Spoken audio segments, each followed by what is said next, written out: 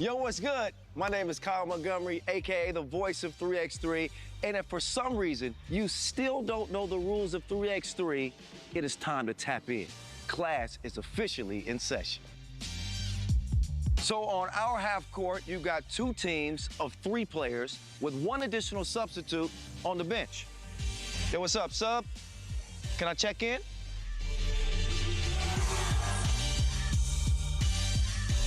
In 3x3, even the ball is different. This is the official Wilson right here. Trust me, it's groovy, baby. This game is pedal to the metal. 10-minute game clocks, just 12-second shot clocks, and a 1st to 21 scoring format for the win. If a team doesn't score 21 points, all they have to do is outscore their opponent within 10 minutes. And you know we keep it street. In this game, we score by 1s and 2s. Anything inside the arc is worth 1. Anything outside of the arc is worth 2. Still got it. And this game is all gas, no brakes. Literally, after the opening check ball, play is continuous. Make or miss, offense turns to defense just like that. This 10-minute sprint is just getting started. We'll see you at the top.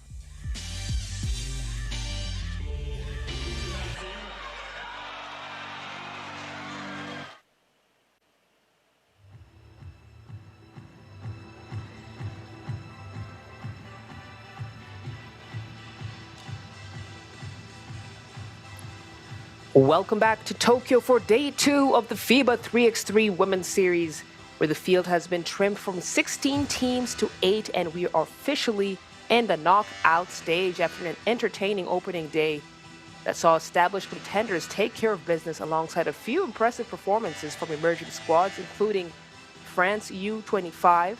The race for another Women's Series title continues. Top seed Neftchi SOCAR begin the knockout stage against a disciplined Beijing side, while France U25 meet home club Mitsubishi Electric in a clash between athleticism and experience. Canada, one of the most consistent teams on tour this season, take on host nation Japan, who will have the backing of the Tokyo crowd. And to close out the quarterfinals, it's an all-Dutch affair as the experienced Netherlands face a fearless Netherlands U25 team, a matchup that could be very emotionally charged. The old school versus the new school. It's elimination stage day here in Tokyo at Yoyogi National Gymnasium, second gymnasium in Shibuya, and the margins only get smaller from here. I'm Slale Shani, aka the Golden Voice, and we're about to get into this hoop action. For the first quarterfinal of the day, it will be a Neftchi SOCAR taking on Beijing. And that is going to be a very entertaining matchup. Essentially, the experience of Beijing will meet the discipline of Neftchi SOCAR. And we're going to get into the details of that in a moment as we enjoy some of the sights and sounds here at the Yoyogi National Gymnasium. Packed house yesterday. Let's see if the fans come out today here this lovely summer afternoon in Tokyo. Home of pop culture, fashion, Studio Ghibli, and so much of urban culture coming out of Tokyo. A venue that shares a deep history with 3x3.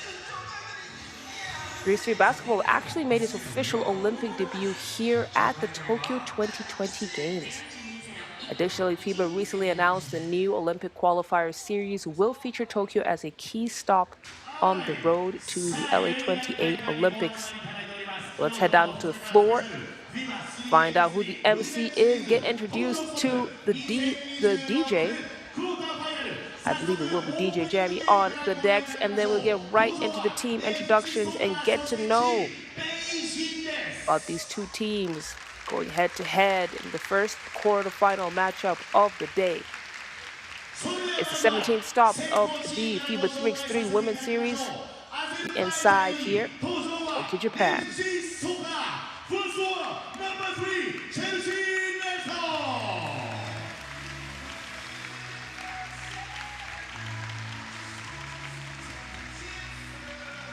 Next one, number 73, Ekaterina Lipokova.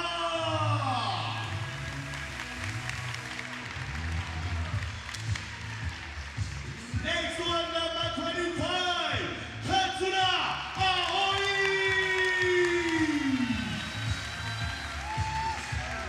And last one, number 24, Alexandra Morehawa.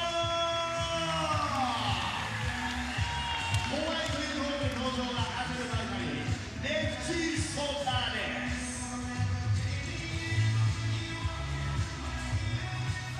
対するはこちらの登場、チームベイジング、フストナンバー0、カカウ。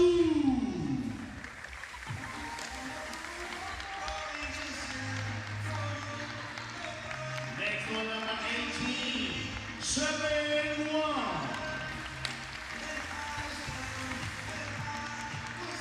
Next one, number 15, Champion Chan. And last one, number 10, Judy Chan.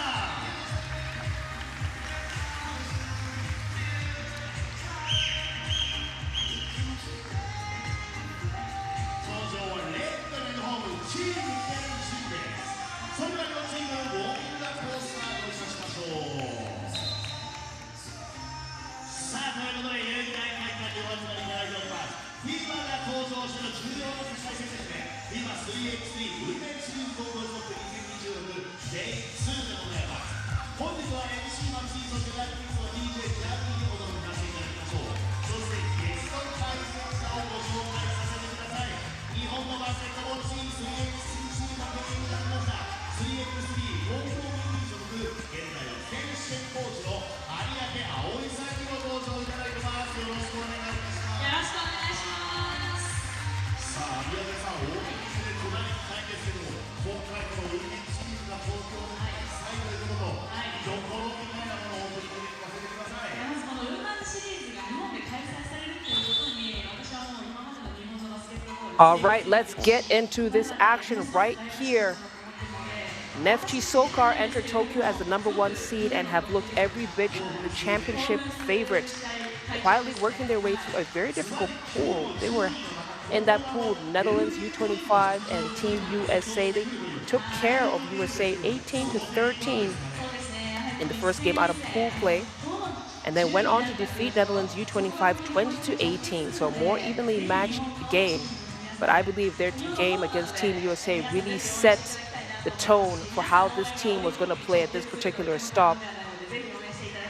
We would be remiss to not mention Alexandra Mollenhauer, who has been every bit the MVP for Neftchi SOCAR, leading in several statistic categories, most key assists, top player value. She's the top scorer and has the most highlights with a 555 versus USA, 10.6 rebounds and 7 highlights. But it really begs the question, is she able to sustain that kind of delivery through to the championship game? She's not been getting the offensive support that she could have, although she has been able to get things going with Chelsea Nelson, who has given them another elite downhill scorer, capable of attacking the mismatches. We'll see how she does here against Zhaiting Zhang, the Great Wall of China. Beijing, I don't think they've been happy with the way they've been playing in pool play at this particular stop. But it has been a choppy journey for Beijing here at the Women's Series 2026 season as they draw first blood. Chelsea Nelson.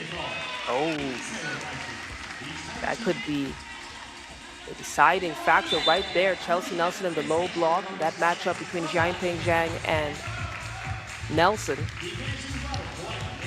She was dominant in the paint, 55%, 6 for 11. And that's where she gets her points, but she's athletic. She knows how to move her feet. Beijing Looks like they woke up on the right side of the bed this morning.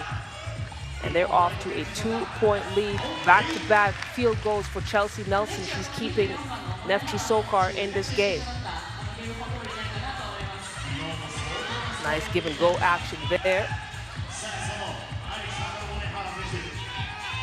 Alexander Mollenhauer, right back at you. Pocket 2 is good.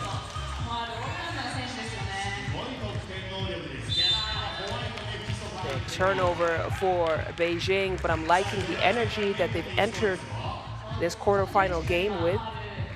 They were shooting an average 11.5 points per game in pool play and 6% from beyond the arc. They were 1 for 16, so they were not the strongest offensive team,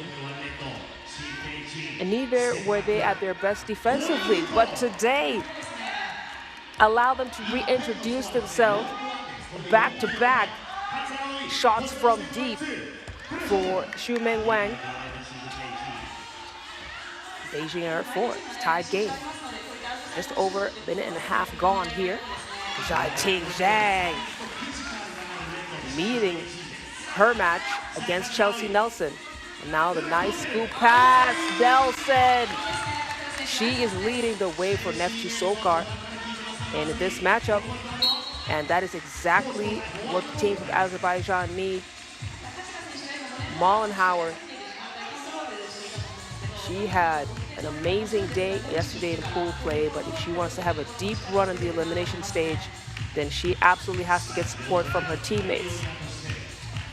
Katsura now to Mollenhauer, and we have an offensive foul called on a Beijing. That's going to be their first. Excuse me, their second. Take another look at that replay there. A lot of contact against Katsura. And what a joy it is for Katsura to be able to play in her home country in front of her friends and family. She was not a major contributor on the offensive end, but she does do a great job of spacing out the floor. She manages to draw the foul there. She'll head to the free throw line to shoot. And she's just one of those extremely intelligent players that knows how to initiate the offense, knows how to make sure Mollenhauer gets good looks, and also knows when to clear out and let her teammate go to work.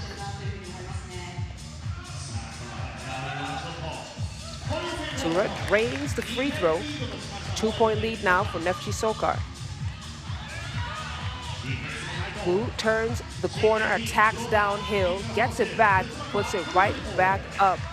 And Lipatova, the rookie for Azerbaijan,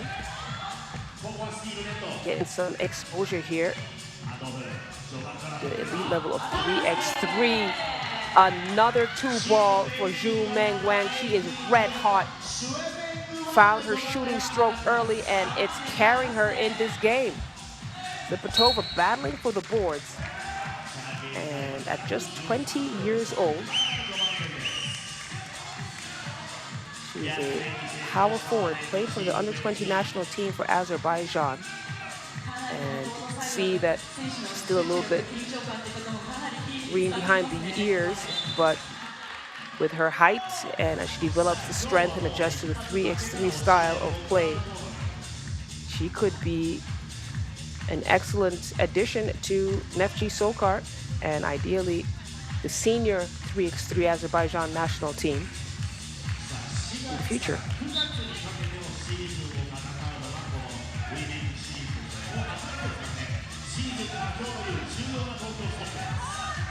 Katsura to check, feeds Mollenhauer. Mollenhauer, she had Wu sealed deep, maybe a little bit too deep. Zhai-Ting, hand up Yanping, one more pass for Wu. Hits the front of the iron and gaining up the boards, Chelsea Nelson. Mollenhauer, Katsura back in. That was a great ball movement from Neftchi SOCAR. Come up empty that possession though.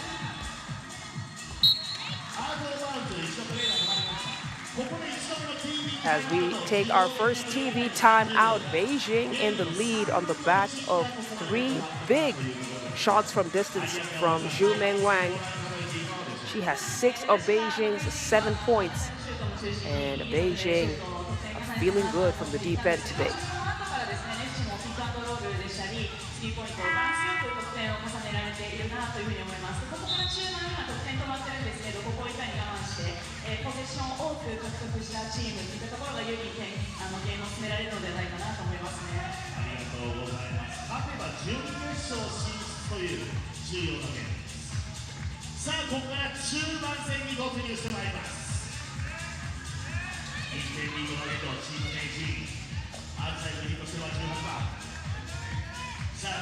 Back to the action here.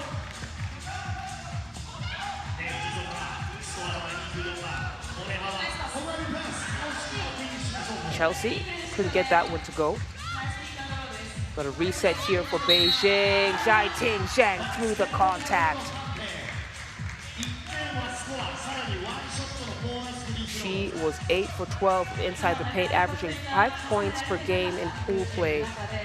And it's not the elite delivery that we know she's capable of.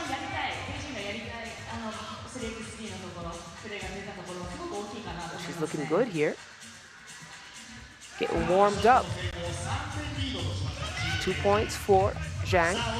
3-point lead now for Beijing. Mollenhauer drives, dishes. Chelsea Nelson off the glass finish. Neftchi SOCAR are still sticking around. Wu now. Ting Zhang with the rebound. Wu with another opportunity to score. This time she goes from distance. Beijing have found their shooting stroke.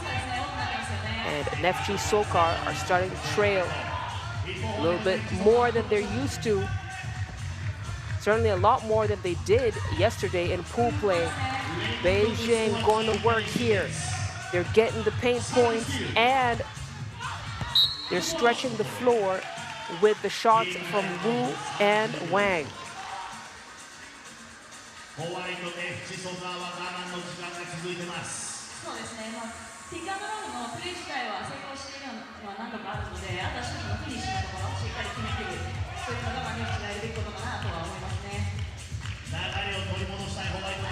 Katsura, footwork, nice baby hook finish. Managed to cut down this lead by 4. Although right now the momentum firmly on Beijing's side. The step back 2, a little bit too strong from Wang on that attempt. We start to approach the halfway mark here.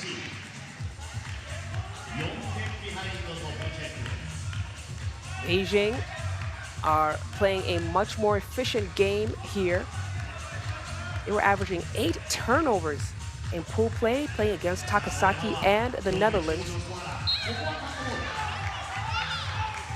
But they are being a lot more efficient, playing much sharper basketball this afternoon here at the Yogi National Gymnasium.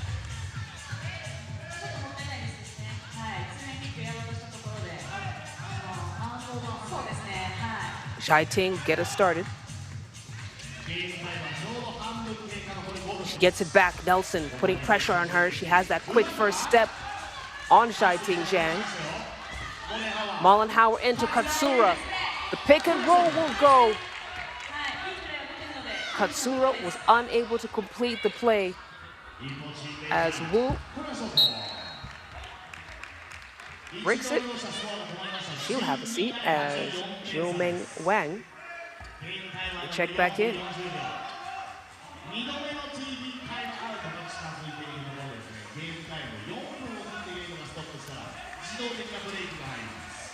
Mollenhauer, 2 points for the game so far. They've not been able to activate her.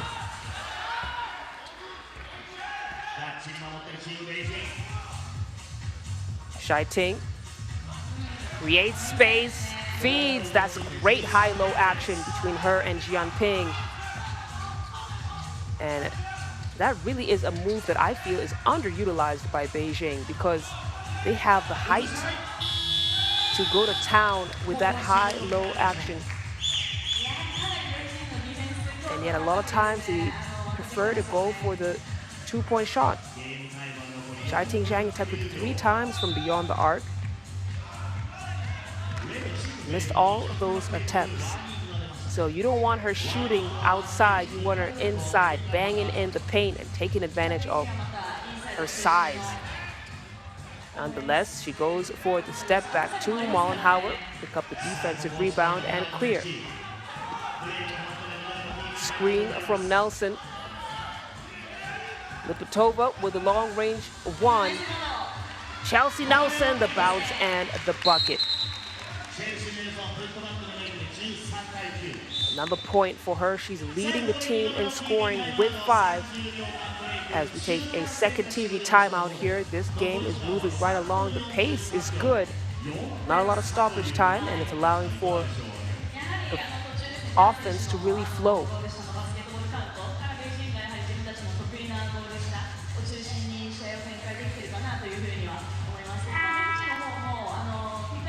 Taking a look at some of the action here. That's the high-low we were talking about earlier with Xiaoting Zhang and her teammate Jian Ping.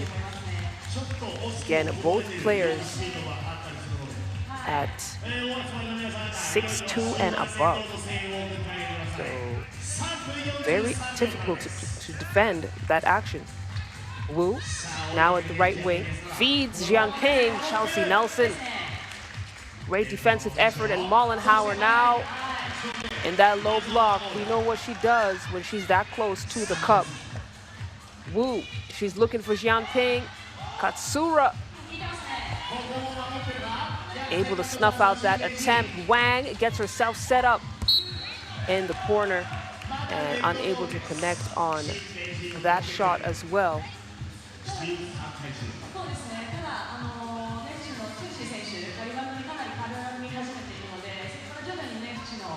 Beijing, they've had great luck with their shooting, seem to have cooled off a little bit. Let's see if Wu can get them going again. Yes, she does. Splash ball for Beijing.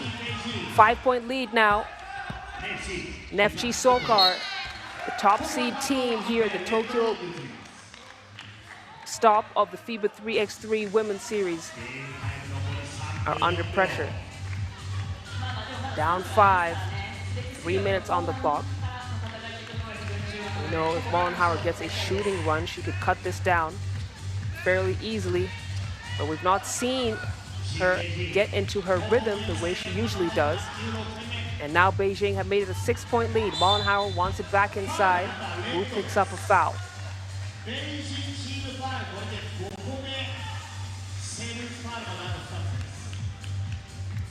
Mollenhauer was averaging 10.5 yesterday.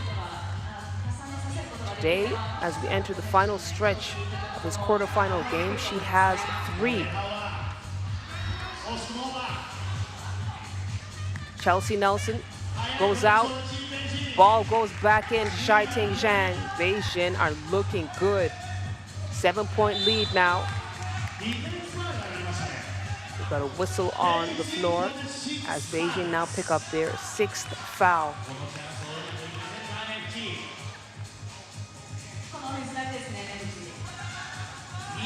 Xiaoting. 5 points for her now. Chelsea tacks downhill, gets it off the glass. Neftchi SOCAR, they're hunting for the paint points, but they got to get it going from deep. They want to break this lead down. Beijing bring it back up to 7. 2 minutes, 12 seconds. Mollenhauer fires and delivers.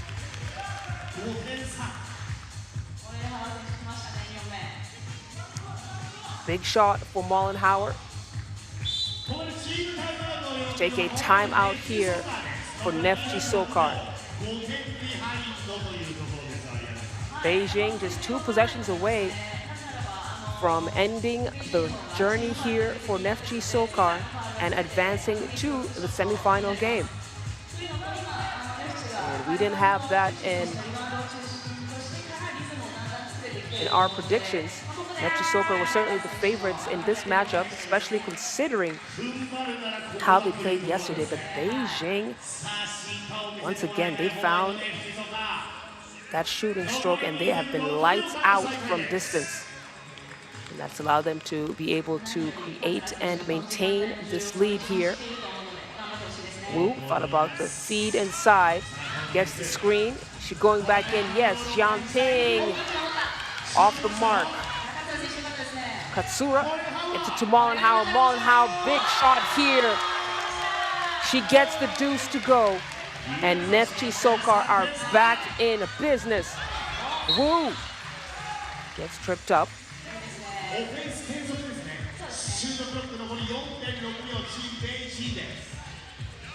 They're not going to call the foul, but it looks like it was last touch, Azerbaijan. So Beijing here with a fresh 12. Wu, kick out, Wang at the buzzer, no. Nelson to Mollenhauer. Mollenhauer now. Team is down 3. What's the option? The step back, 2, it's blocked. Beijing now have managed to earn themselves another possession. Wu attacks. It's to Jiating Zhang, makes the extra pass. That's off target. And Katsura trips up and takes Jiating down with her.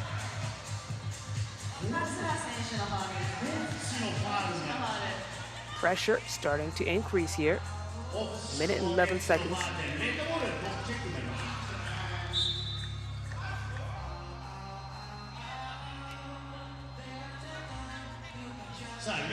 Play of game warning.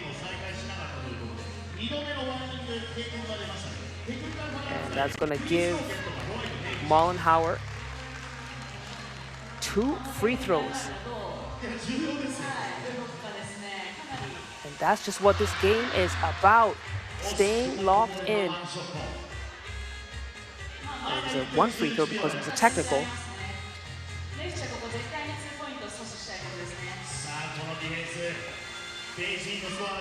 Wu. She's pounding in the paint. Goes right at Katsura and gets it to go. Now we've got under a minute. Beijing 19, Neftchi SOCAR 15. Chelsea Nelson. She has been electric getting those paint points. But it's like bringing a dagger to a gun show. And while Chelsea has been doing such a fine job in that paint, Neftchi SOCAR are going to have to get things going from deep. 2-point game now, Beijing still in the lead. Mollenhauer gets the Wilson to Katsura. Katsura goes for the shot in the face. Oh, Jiating Zhang was so close. And now Wu lines one up. Not able to hit. Got the clear out. And a foul on the floor. 10 seconds to go. And with that amount of time on the clock, Neftchi SOCAR, they've got to be able to steal the ball and shoot it from deep. Foul. 16 fouls now for Neftchi SOCAR. Will send Wu to the free throw line. If she misses this, Neftchi SOCAR still have a chance. One more opportunity here for Wu.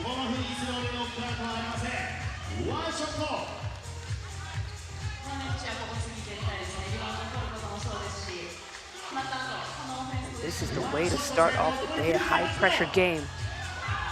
3-point lead now. Mollenhauer picks up her dribble, throws up a prayer. It's no good. Chelsea Nelson back out to Mollenhauer at the buzzer, and she misses. And it is the end of the road for Neftchi SOCAR, the #1 seeded team at the Tokyo Stop, has been taken down in the quarterfinals by Beijing. Beijing, they may have not had a great day in pool play, but they've come out when it matters the most. In the knockout stage, you gotta win or you go home. And right now, Neftchi SOCAR have to go home. Beijing are the team that will advance to the semifinal, and we'll find out who plays against them after this next game. Excellent performance from Beijing, who were able to get it going early, especially from deep end. And that's the final score. Beijing 20, Neftchi SOCAR 17 points.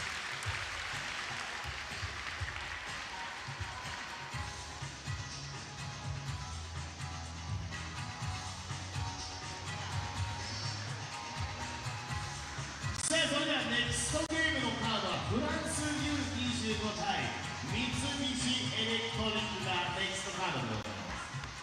ゲームスタートまで少々時間があります。大体7分後ほどにネクストゲームスタートしたいなと思っておりますので、しばしお待ちいただきたいと思います。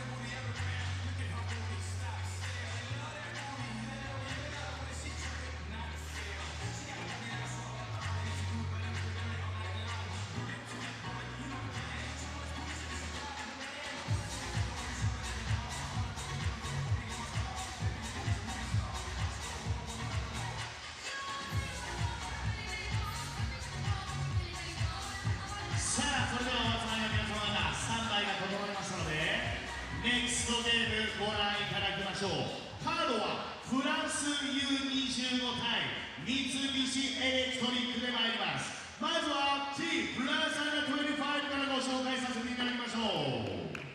First one, number 8, Joanna Endo.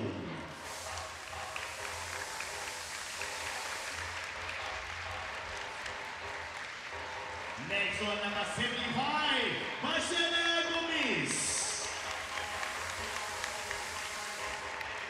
Next one, number 28, Louis Boucher.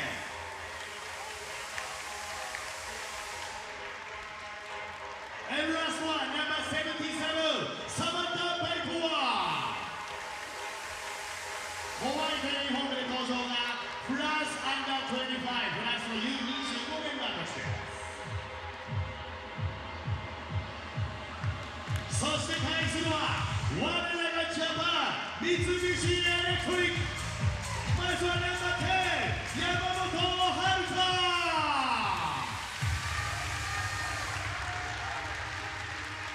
Next one, number 38, 澤千尋。Next one, number 11, 山本優里。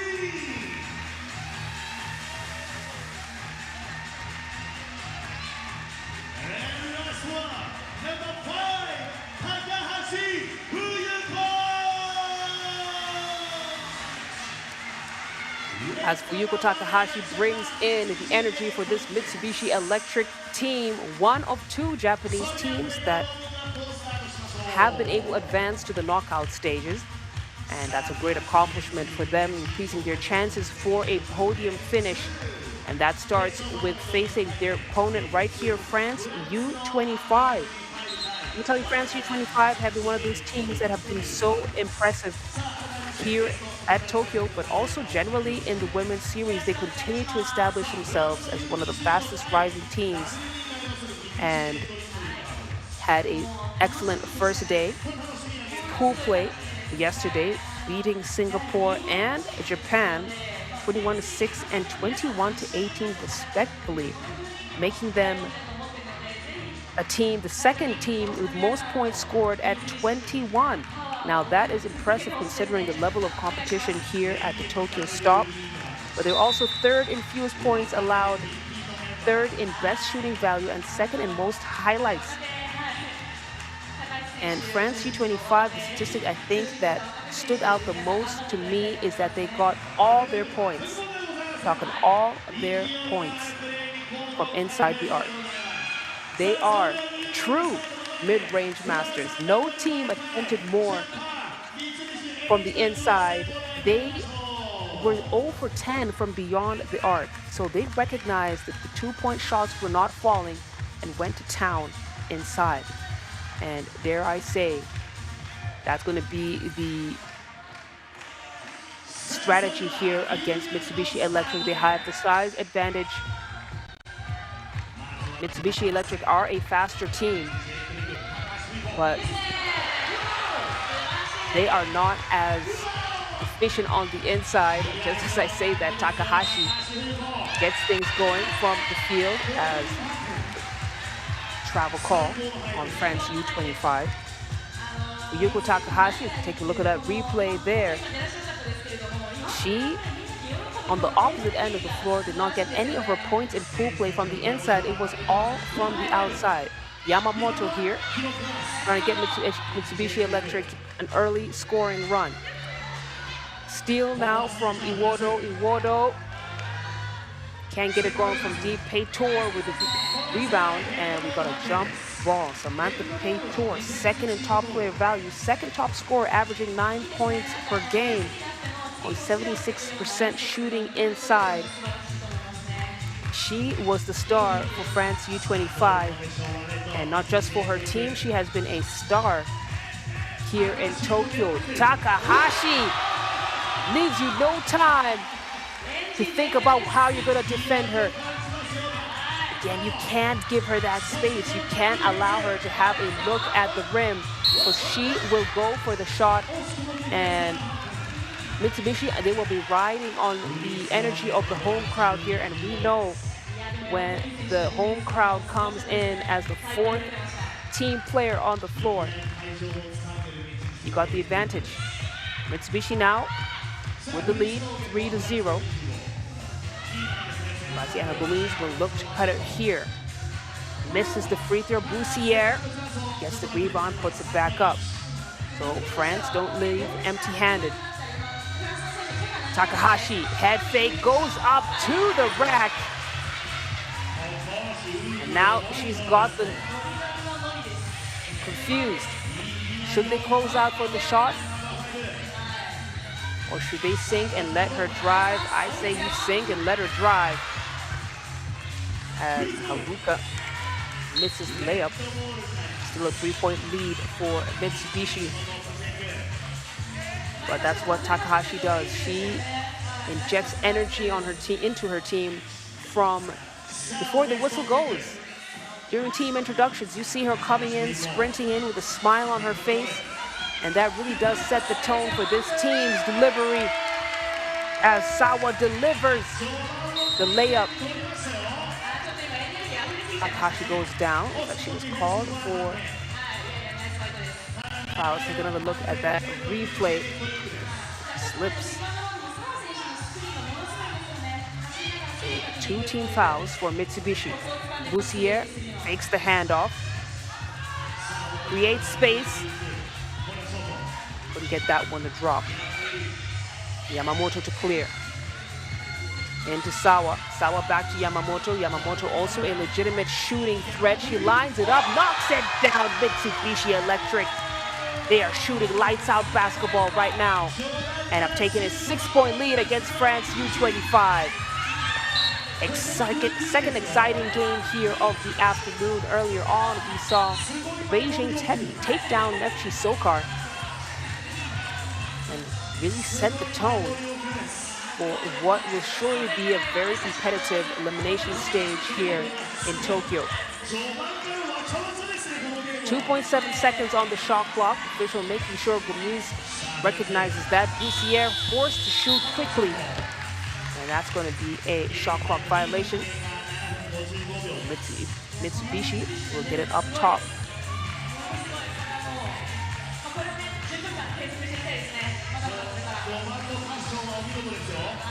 Yuko Takahashi, jab. Thought about the wraparound pass. She's got paid tool on her behind the pass to back pass to Yamamoto. And Takahashi, she is all over the floor as she gets another deuce.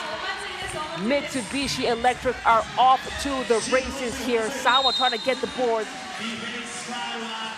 There's a battle underneath the rim. Got a whistle on the floor. Take another look at that. Takahashi. She's locked, she's loaded. She is shooting live bullets here. Iwodo attacks the closeout, gets to the cup. And the strategy of the mid-range game might not work for France U25 if Mitsubishi Electric are shooting like this. They have settled into their offense, and France are missing shots that they were making comfortably yesterday. Yamamoto on the attack, Gomez with the rejection. And maybe that will change the momentum here for France, who are known as one of the best defensive teams on the circuit. Perhaps the defense will be able to unlock their offense here.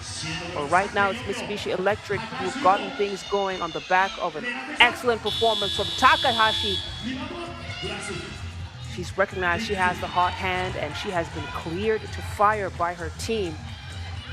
Anytime she gets the ball beyond the arc and has a good look at the rim, you can expect to see an attempt. That's a great ball movement and spacing from France. Ball back in, quick reaction time. Sawa for the field goal. Now a 7-point lead, and let me tell you, Mitsubishi are hungry. They want to eat. Hustling on defense, shooting confidently on offense. You love to see it. Mitsubishi Electric, who came in as a number 7 seed, are playing the basketball of their lives here. And this is a team that's no stranger to high-pressure games, taking down big teams. Even when they can be undersized against their opponents, they find other ways to score and to deliver. And that's what they've been able to do here against France U25. 3 seconds on the clock. Iwata has to be aware of that. Off the glass won't go. Yamamoto to clear. Takahashi gets it into Haruka. Back out to Takahashi. Takahashi, she thought Haruka was going to roll. It's a turnover, and Boussiere raises the front of the iron. Empty possession for France. Just over 6 minutes on game clock here. Yamamoto trying to thread the needle. You would have saw it coming. Steal for France. Gomis, change of speed, manages to draw the foul on Takahashi. Takahashi was averaging 6 points per game yesterday. She has taken over this game, however, and has already hit her average with 6 against France here. Boussiere turns the corner, finds Peytour. Peytour forced to kick it back out. Boussiere now center lane drive. And 3-second call on Peytour. Samantha Peytour has gone scoreless in this game. Play for a player who was averaging 9 yesterday. France are going to have to figure out a way to get her involved. Yamamoto wanted the one-on-one on a wave off her teammate. Unable to hit on that shot. She'll have a breather as Takahashi checks back into the game.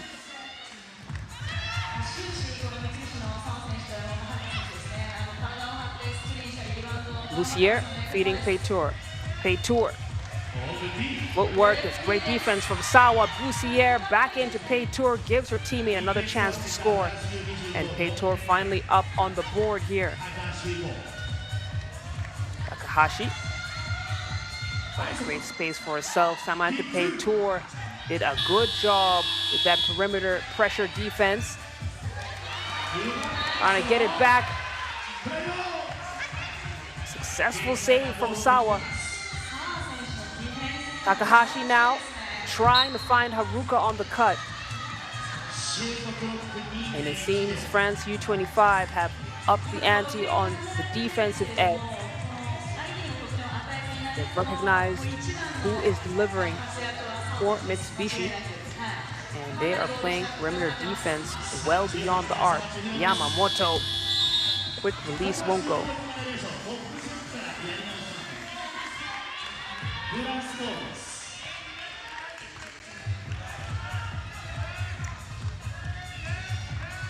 Gomis to Boussiere. Boussiere trying to shake off Takahashi. Off the glass, won't go. Peytour snatches down the boards. And we got a foul from Mitsubishi. That's going to be their 15th foul.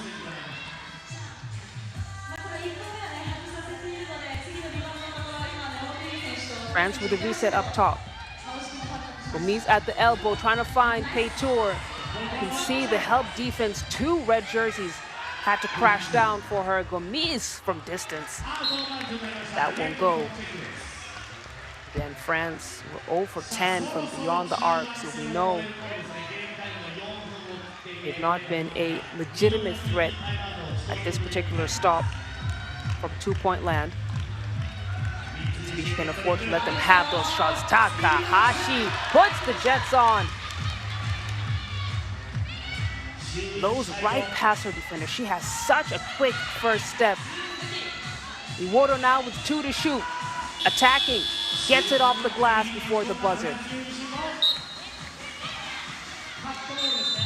Deflection out of bounds. Again, will it be France's defense that will unlock their offense. We'll find out as we take our second TV timeout. As it stands right now, it's a 6-point lead for Mitsubishi Electric, 11-5.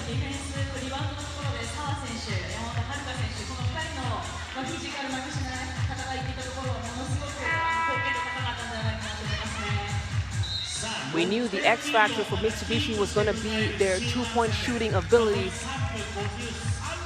And if they were able to knock down early twos, France would be forced to extend defensively, opening up driving lanes, and that is exactly what we've seen happen here.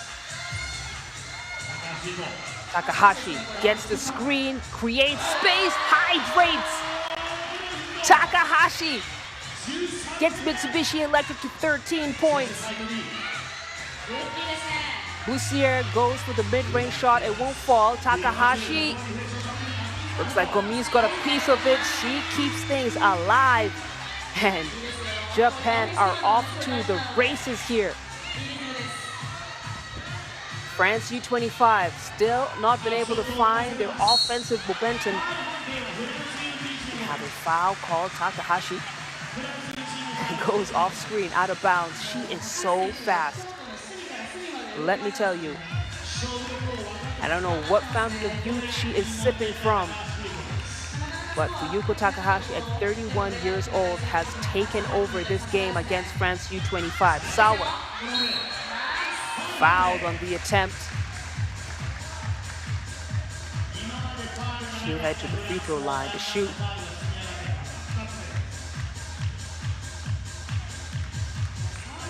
Oh, they say it was on the floor. Looked like she was attempting to me. Yamamoto, left-handed layup is good. 10-point lead for Mitsubishi Electric. Iwodo from downtown. Can't find daylight. Yamamoto to clear. Bussiere is right there with her. Back to Yamamoto. Yamamoto, she's another one of those very dangerous shooters. We saw her buzzer beater against France U25 at the Jinan stop. So France U25 getting very painful deja vu here as Hawuka blows past Iwodo. Gets Mitsubishi back up to a 10-point lead. Pei Tour. Drop step will go. 2 minutes, 20 seconds here. Yamamoto change of speed. Not able to connect on that layup. That ball is poked out of bounds by Johanna Iwodo. Looks like it was last touch. Mitsubishi.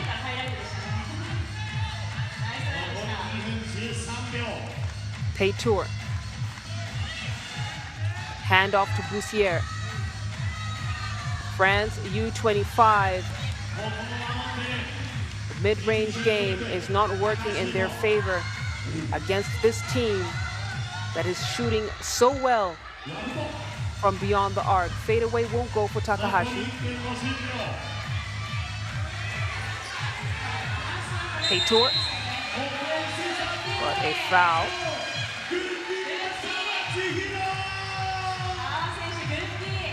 Or was it a travel? Pei Tour may have shuffled her feet. Got a timeout called by Mitsubishi Electric. Scores are 16-7. And it looks like it will be Mitsubishi ball coming out of this timeout. Look at the smiles on these ladies' faces. They have been riding the home crowd energy, and experience has taught them that they have beaten France U25 before, and they certainly can do it again. They did it not too long ago, the Jinan stop, and ironically, it was also at a quarterfinal.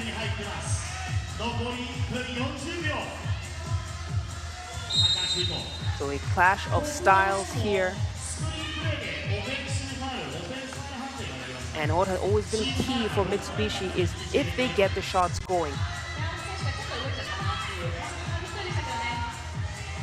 It really forces France into a very difficult situation as a team that looks to involve their bigs and score inside the arc. Bussiere, with no time on the clock, she's off her mark.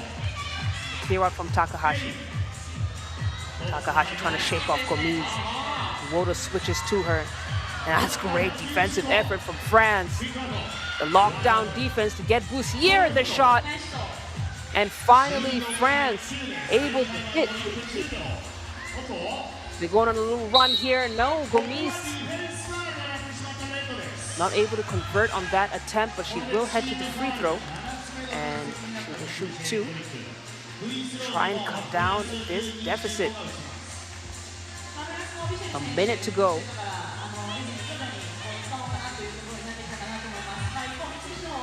And France staring down the barrel of defeat. Gomis hits the first free throw. France was shooting well from the stripe, 89% yesterday.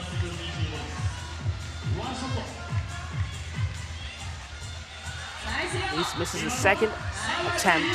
Dawa loses the handle on the ball. Takahashi with the possession now. He's directing traffic. Gets the pass into Yamamoto. Yamamoto extra pass for the baseline shot. Gomis secures the ball. Feeds Paytour. Paytour cuts it down to 5. 42 seconds on the clock. Manages to draw the foul on France.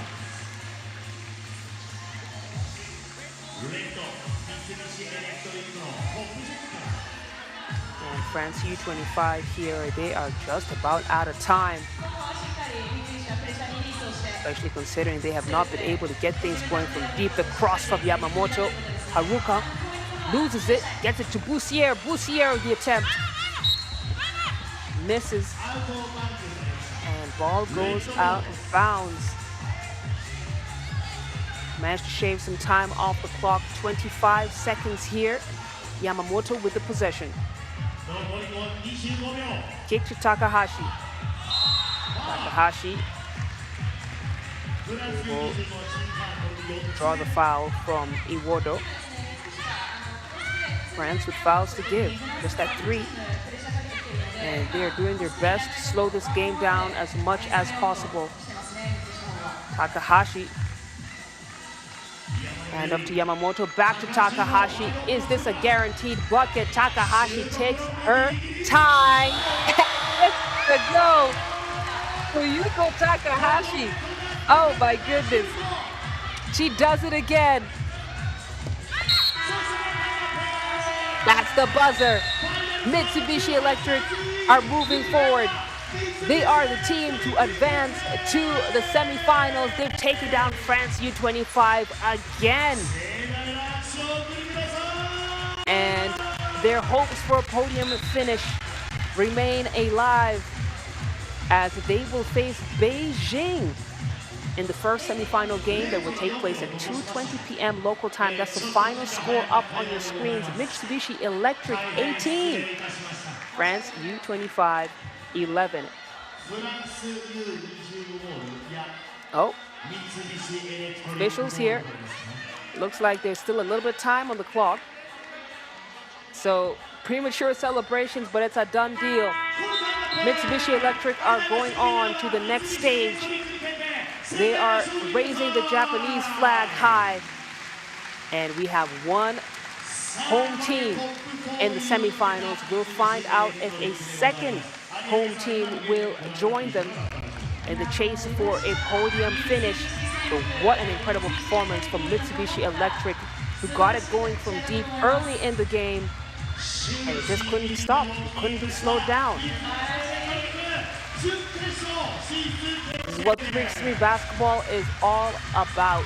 Such a treat. And let's tell you, I'm enjoying the level of competition. Another entertaining quarterfinal, but we still got more on the way. Canada takes on Japan next. We're going to check out some highlights and get right into that game.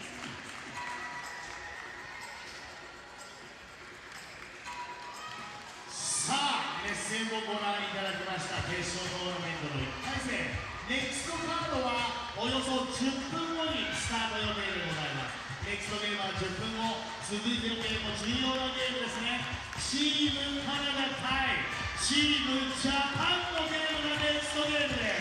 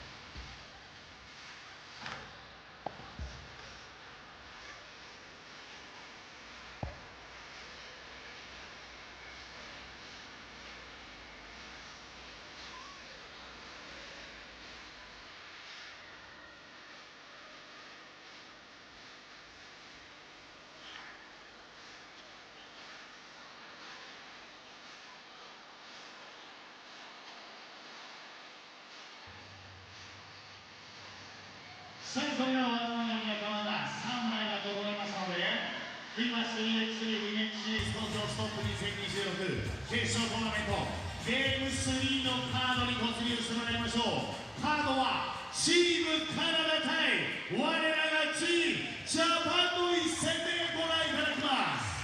まずはチームカナダから登場です。チームカナダFirst one, number 22, Cassandra Brown.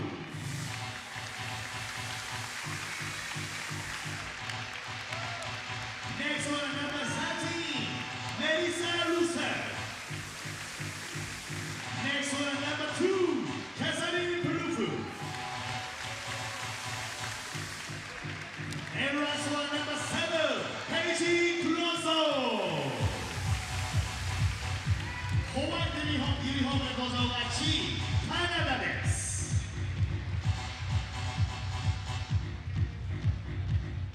そして対するは我らがチームジャパンの登場です。まずはナンバー18宮下希穂。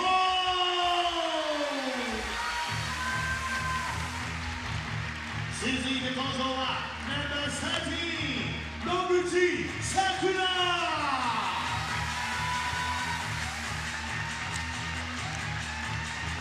Next one, number 7, 高橋美久。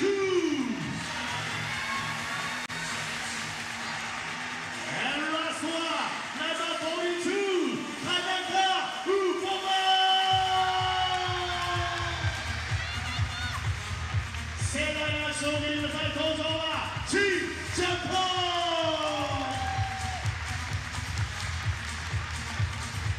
Team Japan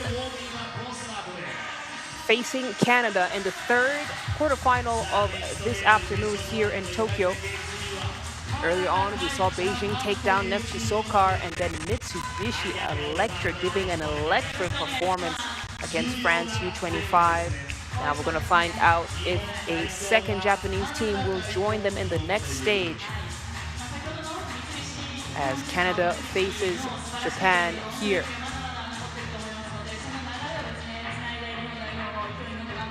Canada continuing to prove why they're among the most consistent teams on the women's series.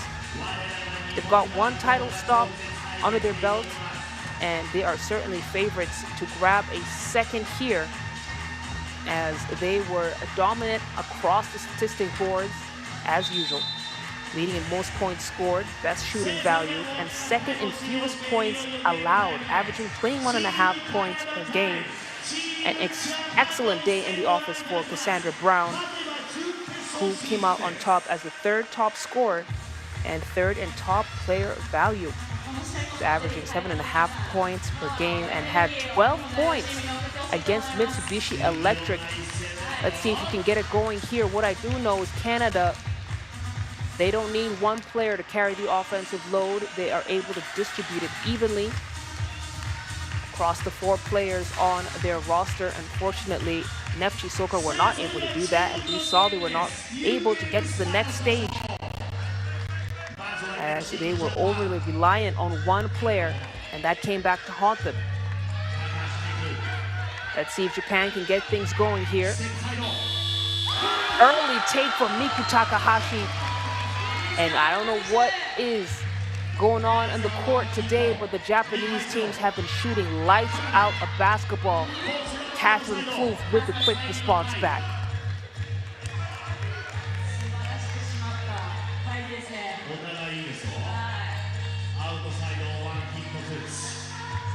While shooting is a huge X factor for any 3x3 team here, Canada, known as one of the best rebounding teams in the circuit, if they can get their offensive rebounding going, allow themselves to have extra possessions, they can generate several second chance opportunities. And Japan will need to finish possessions with defensive rebounds before they can get into transition. But if it becomes a gun show, Japan will take Canada to the wire. Closing behind the back, turns the corner, center lane drive, just off the mark. Noguchi, the defensive board, Gets it into Tanaka, hands it off. Miku Takahashi, Catherine Plouffe, one of the better face-up defenders.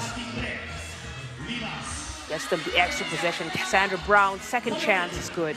And we just talked about it. If they can get those offensive rebounds and the second chance opportunity, Canada will be off to the races.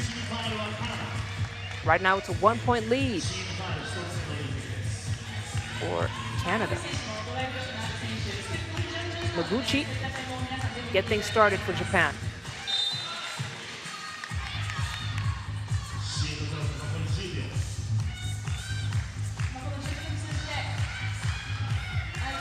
Noguchi swipes, gets space, hits. The 2-ball is good for Noguchi. Russell now, the right wing.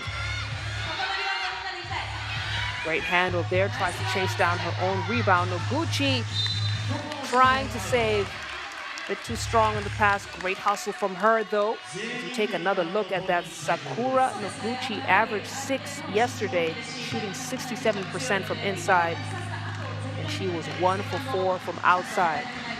So she enters this Japan roster as a secondary scoring spark. But she's also extremely athletic and able to give Japan some defensive effort.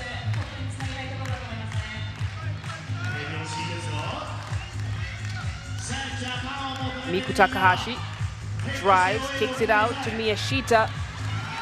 Miyashita can't get that one to drop. Plouffe to clear. Russell turns the corner, gets it into Plouffe. Plouffe stripped by Miyashita. Japan with another opportunity to score here, and they are moving the ball so well across the floor. Miyashita misses. They get another chance to shoot from deep. Drains the 2-ball, and Japan take a 3-point lead. 7:39 on the game clock. Crozen, can she answer back? Side irons it. And not able to track down her rebound. Looks like we got another game on our hands, but still early days here. Plenty of time on the clock. And we know that Canada are able to ramp up those late scoring runs. Miyashita turns the corner. 2 jerseys, no problem. In the trees. And Crozen silences the crowd with the big 2-ball. And she had a 3-way tie, leading in most key assists with 6. Averaging 5 points per game yesterday. But we know that she's one of the best shooters you see in the 3x3 circuit. So if Canada get her going, they'll be able to cut down this lead comfortably. An off-the-ball foul on Japan. That's going to be their first.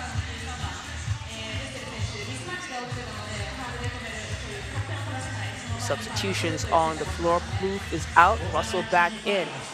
Crozen gets it to Brown. Back to Crozen. Crozen, has she found her stroke? No, not as consistent as they might want it just yet. Miyashita with the clear out. Cross.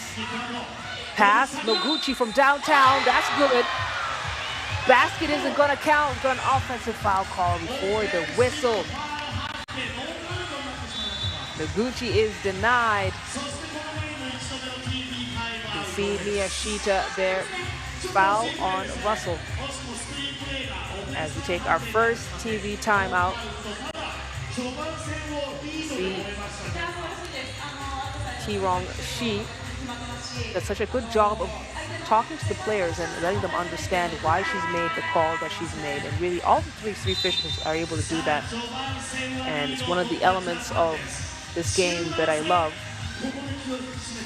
Officials taking time to teach. Make sure everyone on the floor understands the call that they made. It's 6:53 on the clock. Japan still got a 2-point lead here. Plouffe into Breezy.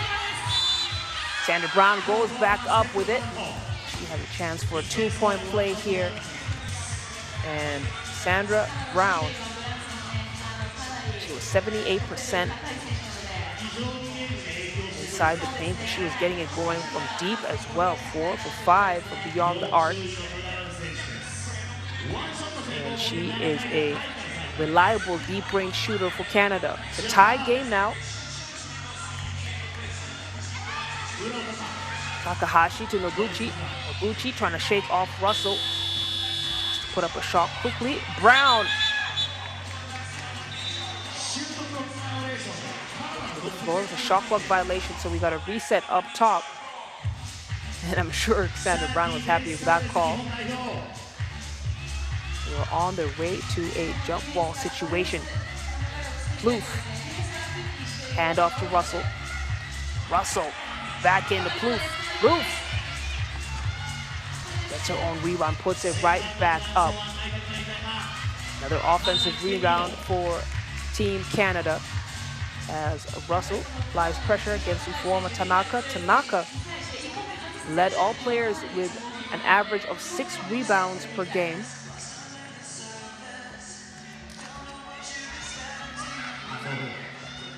Takahashi goes downhill, pass snuffed out by Russell. Canada now with a narrow lead, 8-7.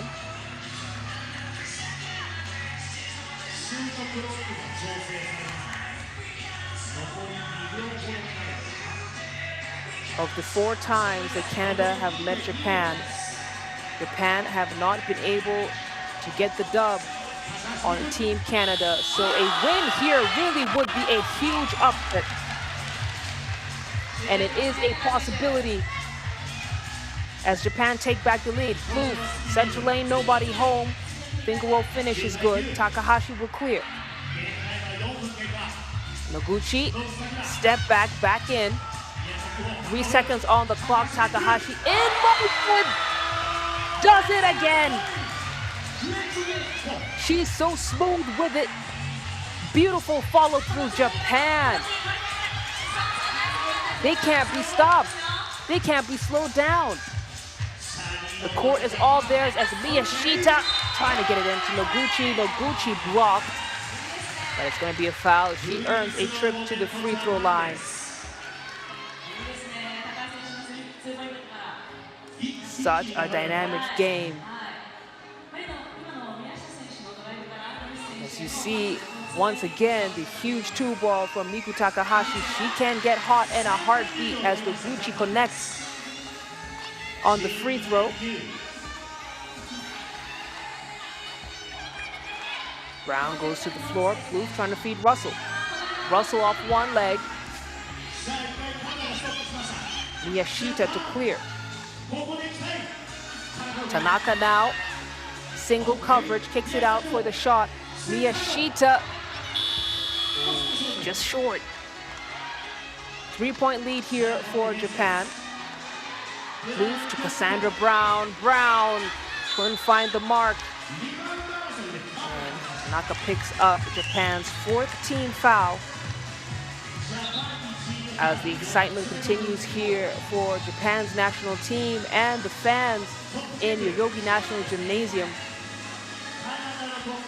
Still plenty of time on the clock, though, and Canada is one team that knows how to turn things around. It is Canada. Frozen. He's off. Noguchi chases it down. And the shot clock violation. Japan get it back.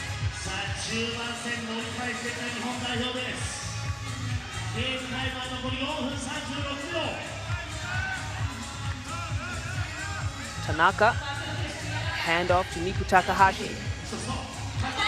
Takahashi delivers! Dime time for Japan. And they're at 13 points.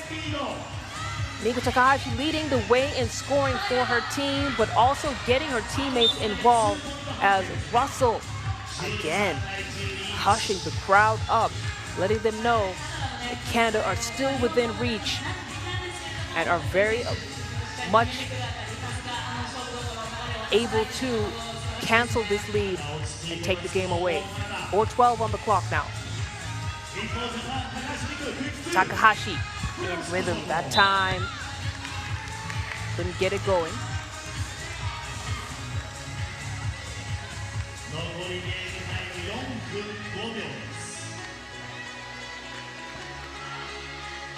Sandra Brown checks ball. Goes for the shot. Brown hits the front of the iron. New attempt for Japan. Noguchi. Wasn't sure where she was going. Quick adjustments there for Japan. And we take our second TV timeout. Another lead for Japan. They've been able to carry it through to the second timeout here as Blue setting something up for Canada. Again, one of the high IQ teams of the Women's Series. Championship pedigree across the board from the Olympics to World Cup. Domestic and international champions. Canada know how to get it done. They have two-way dominance, and they know how to lock in and lock down their defenders. Let's see if they can turn things around in the final stretch here. Russell missing a point-blank range, gets the O board and the putback.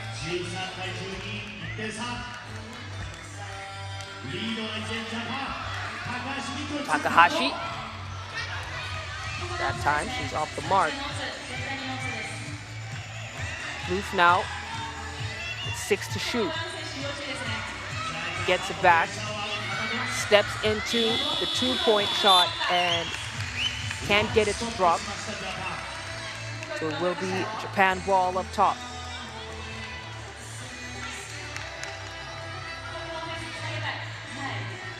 Catherine Plouffe leading her team in scoring with 4 points.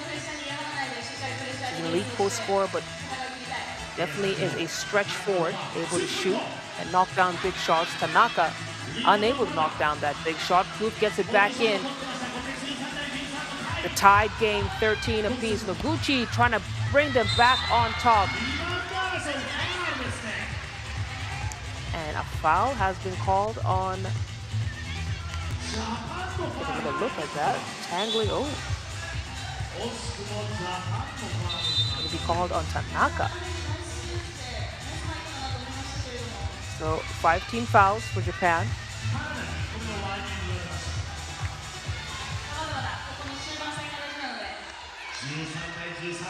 Brown to Prosen. Prosen misses, and Japan will let the ball go out of bounds. Get a check up top.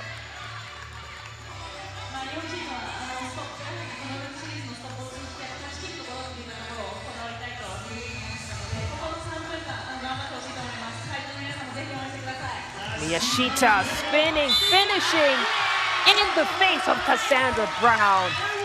That's a great heads-up play for Japan. And Canada pick up their 3rd team foul, so Miyashita will head to the free throw line to shoot. Japan are 100% from the stripe. So trust me, this is where they want to be.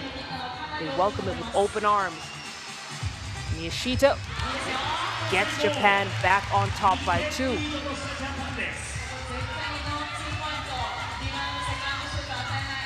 Russell, Prosen back in Russell. Russell puts it up, it's a rush shot. Noguchi manages to chase it down.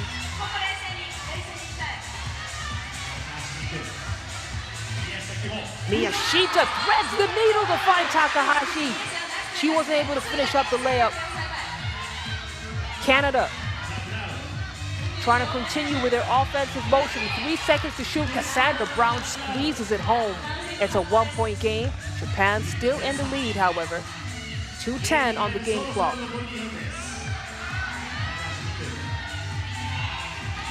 Miyashita goes for the runner. Had to rush to shoot.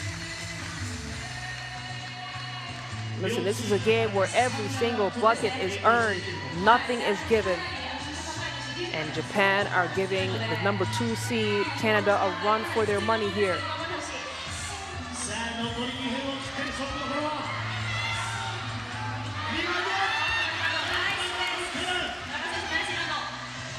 Tanaka. Handoff to Takahashi, who continues to lead her team in scoring with 8 points. Tanaka, that's not her range. With just under 140 to go, Japan have been able to maintain this lead. We've got a timeout on the floor. Listen, those 3 players for Canada on your screen. Sometimes all it takes is a small conversation just like that to get them over the hill. For Japan, they're riding the energy of the gym. They got home court advantage. And they've been shooting excellently from beyond the arc. And they hang on to win it. Miyashita gets Cassandra Brown up in the air. Look at the battle for the boards. Noguchi keeps things alive for Japan. Miyashita now step back. Tanaka swings it to Noguchi. Noguchi lines it up. Can't knock it down. And we got a loose ball foul on the floor.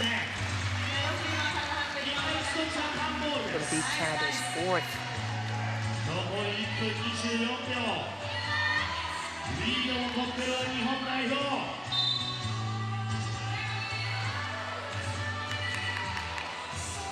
さあトップチェックで That's going to be a technical foul, it looks like. カナダに2度目のワーニングプレーになって This game will take time explaining to Russell. 1 free throw coming up for Japan. Margin for error is so small here. Japan, can they take advantage? Yes, they do. The crowd loves it. Japan are back on top by 2. 1:24 on the clock. It's crunch time. Can Japan force the upset here? Or will Canada continue their dominant ways and move on to the semifinals? We've got 1 minute and 18 seconds to find out. そうですね。はい。もうバチバチですね。かなり体も集中してます。さあこのディフェンスブラウン選手のことです。ブラウン選手のこと。 Into Brown. Brown misses everything. A second chance here for Crozen. Crozen. No way she's missing that close to the rack. Back to a 1-point game. 58 seconds to go. Noguchi with the putback. No, it won't go. She head to the free throw line to shoot a free throw. And continue to make this a 1-possession game. Listen, I am sure all the fans in the Yogi National Gymnasium are at the end of their seats. See the Neftchi SOCAR team there on. Many had predicted that they would get to the semifinals. Beijing was able to take him down as Noguchi converts the free throw. Handoff. Russell on the attack. Tanaka trying to put some pressure on her. That's a great take from Russell. When Canada need a quick bucket, she is the swing piece and has been able to provide consistent guard play, making Canada a more balanced team and definitely harder to defend as she enters the squad as a very legitimate and real offensive weapon. And after that technical foul, she was seeing red.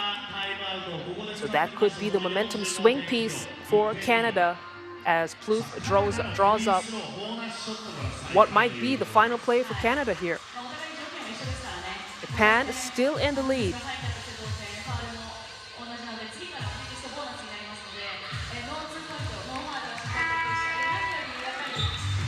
Scores 17-16. Tension in the arena is palpable. Listen, I'm at the edge of my seat.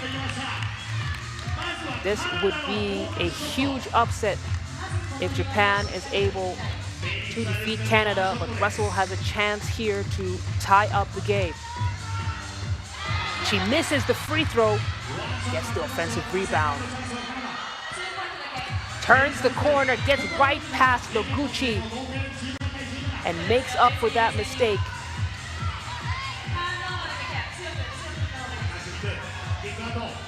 Miyashita puts her head down, goes right at the cup. That's a big finger roll finish for Miyashita.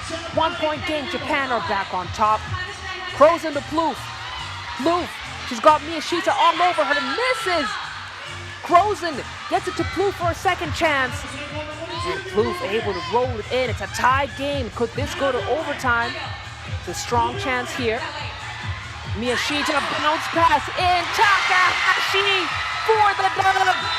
Japan with the biggest upset that we have seen here in Tokyo. It's 2 Japanese teams that will move on to the semifinals.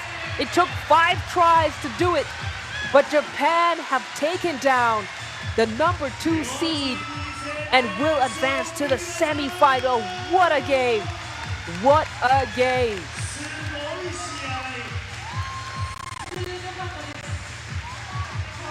Japan have so much to celebrate here. If you take a look at the final score, 19-18. Japan, huge win on the back of an incredible team effort. Miku Takahashi leading the way with 10 points for Japan. They were also able to catch fire from deep, and Canada, they fought but couldn't cling on to win it. And Miyashita appreciating Yokoi from Takasaki, the 3rd Japanese team that was here at this Tokyo stop. And we said the odds were in Japan's favor with 3 teams out of 16 get a podium finish. And right now, those odds increase even more with the 2 Japanese teams in the semifinals. We got one more quarterfinal game on the way. The Netherlands takes on Netherlands U25. Another emotionally charged game on deck. You don't want to miss. We'll have that action for you in just a moment.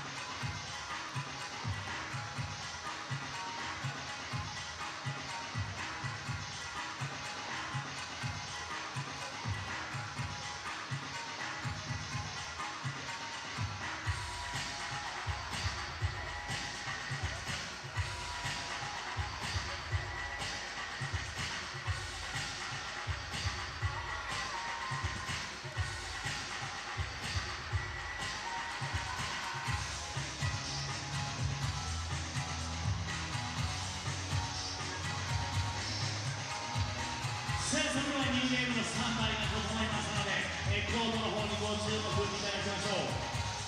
決勝トーナメント1回戦のラストゲームでございます。1回戦の第4試合はなんとオランダ同士の対戦というカードですね。チームオランダ対チームオランダ U25 という対戦をご覧いただきます。それではチームを紹介させていただきましょう。まず先手に登場のチームネザーランドチームオランダから登場です。フルスワンナンバー17イルサーカウト。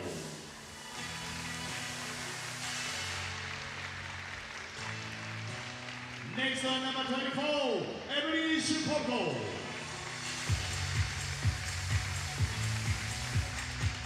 Next one, number 4, Noche Doniese. And last one, number 33, Janice Pansua. ホワイトのユニフォームで登場がチームネザーランド、チームオランダの登場です。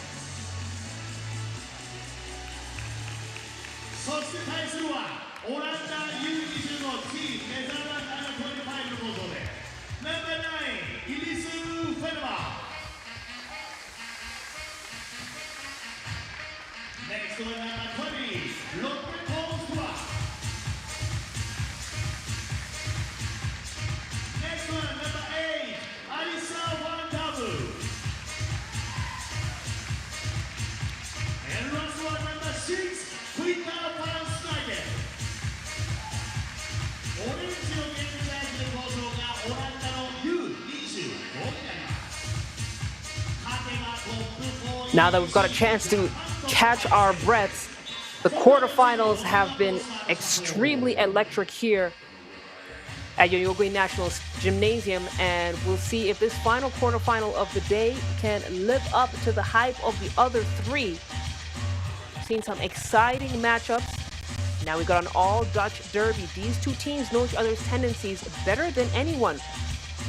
And familiarity eliminates many surprises, making execution and composure the deciding factors. The senior Netherlands arrive with confidence after winning the Batam stop, and they have been able to carry that momentum into Tokyo, leading in several team statistics with most points scored, average 21 points per game, and as usual staying very much on brand with the fewest points allowed. So the experience of the Netherlands, let's see if that will carry over and on top of Netherlands U25 energy. We saw Netherlands U25 defeat Team USA 10-8 in a grinder of a game in pool play. And then unfortunately lost to Neftchi SOCAR, but this is a team that knows how to get into the heads of their opponents. Very much a big sister versus little sister affair, and the senior Netherlands should have the composure advantage, but this easily could be the most tactical and emotionally charged game that we have seen so far. It's going to be very few easy baskets, as you can see the smiles there. Either way, I'd say it's a win for Holland. Win for the country to be able to have two national teams present at the Tokyo stop and in the knockout stage. The winner of this game will go on to face Japan in the second semifinal of this evening.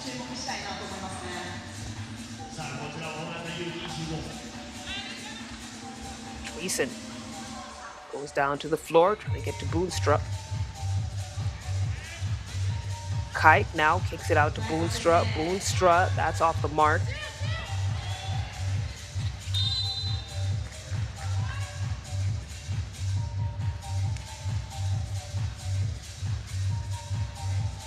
Whistle on the floor. Netherlands going to be their first team foul.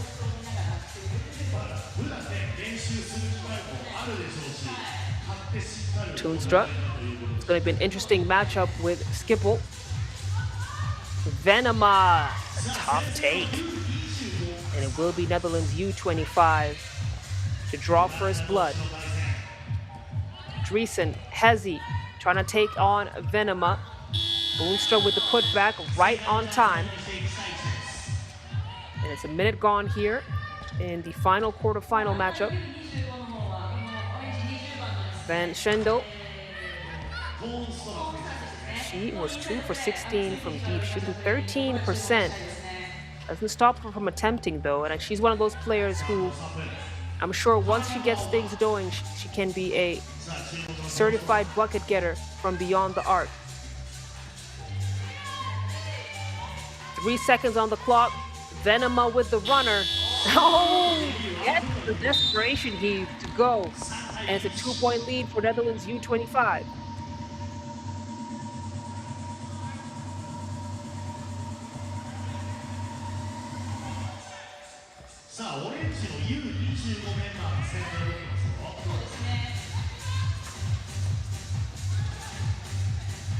Senior team here, trying to get things going.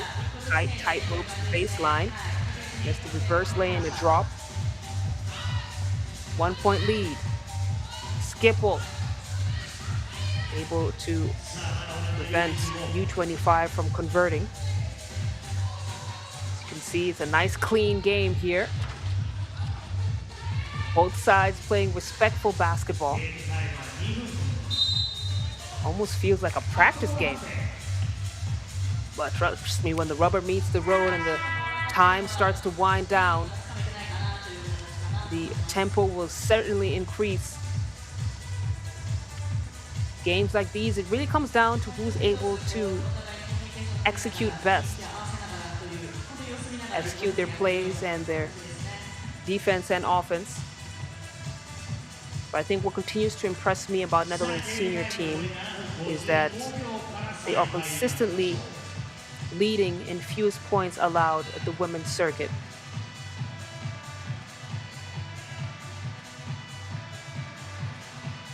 Conversation happening here. Not sure what is going on.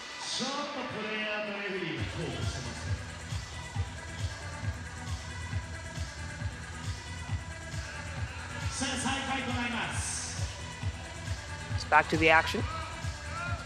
Kite misses everything.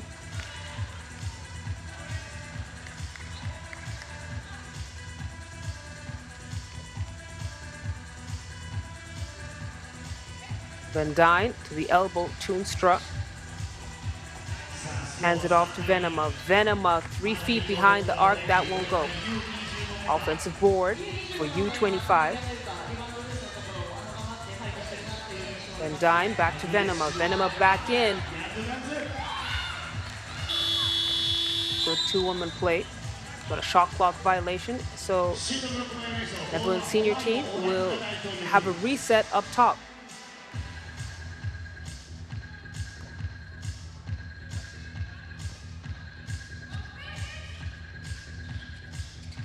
Boonstra on the left wing, hands it off to Drie.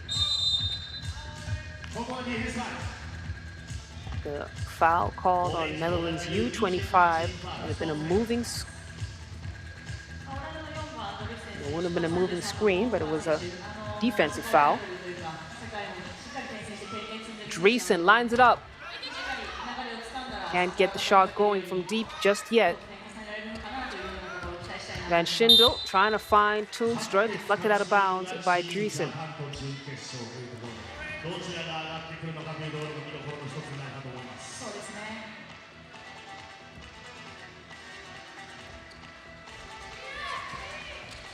Netherlands had the second most points scored at 21, second best shooting value, and the most highlights. And that was largely inspired by the effort of Nortje Driesen, who was second with most highlights. She averaged 6.5 points per game. Gets the steal here against Toonstra.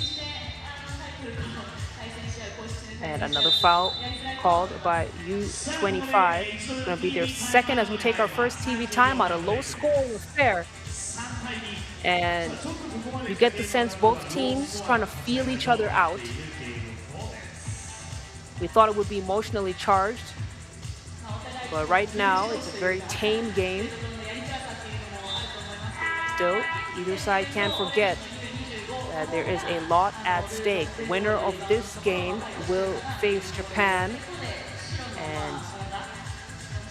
look for a chance for championship glory. Netherlands, they could be the first team with 3 title wins in the women's circuit. Kite pulls up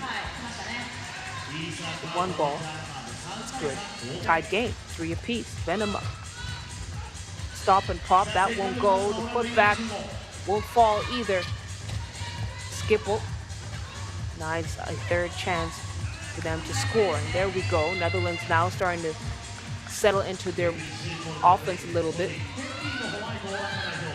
Van Schindel from downtown. She's not been the greatest 2-point shooter, but she does knock them in when U25 need them the most. As Venema, looks like she was able to bounce the ball off of Kite's foot. So it will be orange ball. Toonstra had a quiet game so far. Van Dyne, U25, they had the numbers, weren't able to convert that possession, however. Another whistle on the floor is going to be third team foul for Orange.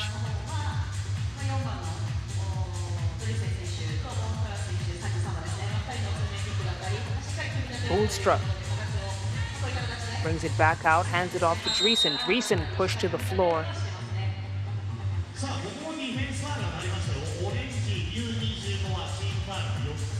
And Dreesen will have a seat as Kite checks back into the game. 5:34 on the clock. 1-point lead, U25. Boonstra to Kite. Kite in rhythm. Gets that one to go, and just like that, senior team is back on top. A fadeaway won't go. Too strong. There to clean up the mess is Van Dyne. She was second in most rebounds for all players, averaging 5.5 rebounds per game. Knows how to position herself very well underneath the basket. Get her team second chance opportunities. That time she's called for a foul against Netherlands. U25 now at 5 team fouls. Skipple going to work on Toonstra. The soft touch, a little bit too soft. Van Schindel finds Toonstra wide open under the cup.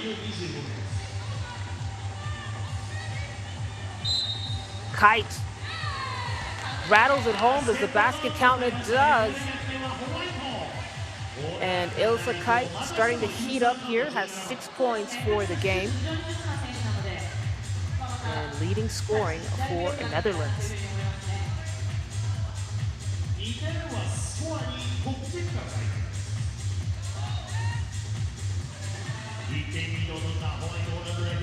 Recent to Kite. Kite wants it back. She gets it. Can she complete the play? Oh. Comes up short, and then a turnover for U25. And these turnovers that could come back bite U25. Had a couple of them, unforced turnovers. Right now, game still very tame. Dreesen makes it look so easy, right in the face of Iris Venema. And then Kite picks up Netherlands' third team foul.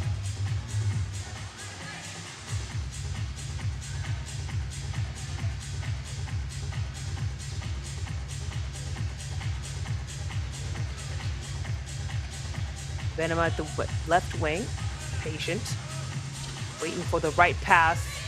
Recent, little handsy there, gets back to Venema. Venema drains the 2 to bring it back to a tie game. Recent pulls up, comes up short. She shot 89% yesterday in pool play. He was 8 for 9. As we take our second TV timeout here. 3:57 on the clock. Again, neither side has been able to get a scoring run and extend the lead significantly. A very evenly matched game. I imagine these last 4 minutes, slightly under 4 minutes, will see a team start to rise up as the pressure steadily increases.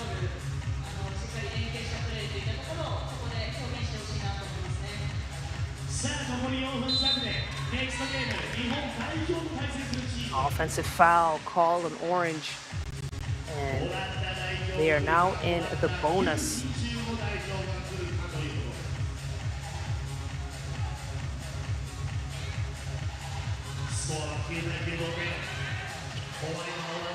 Dreesen looking for the right delivery. Too much of a leading pass for Skippled.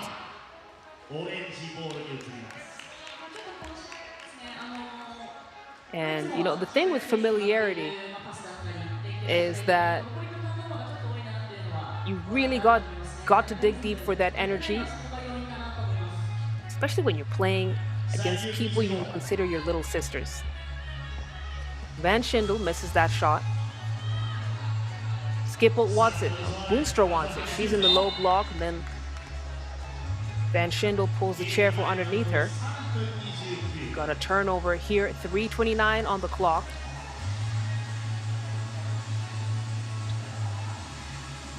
Van Dyne to get things started. I'll tell you what though, U25 win this game, it's going to be an upward airplane ride back home to the Netherlands. Boonstra, let's see if she can inject some energy into this senior team. Skippled, handoff to Dreesen. Dreesen knocked down by Van Dyne. On a good day, that would send Dreesen into a frenzy. But right here, it's all love.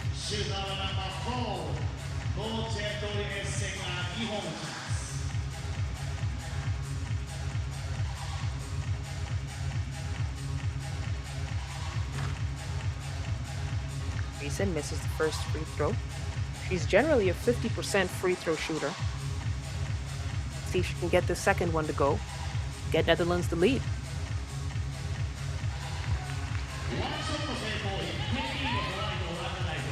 Venema to Van Dyne. Team Van Schindel.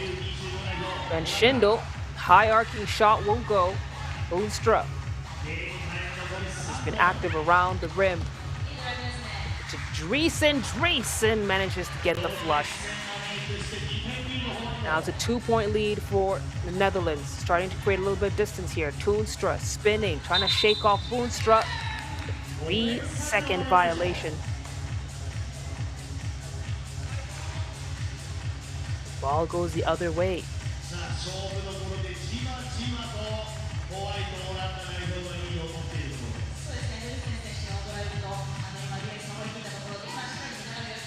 Dreesen gets the bump and the basket. Has a chance for a 3-point play here. MVP Dree once again earning her position on a highlight reel.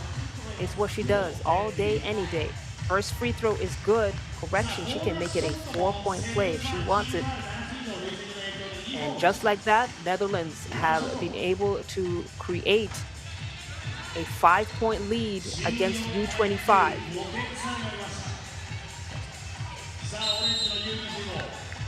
Recent call for the foul. It's going to be team's 5th.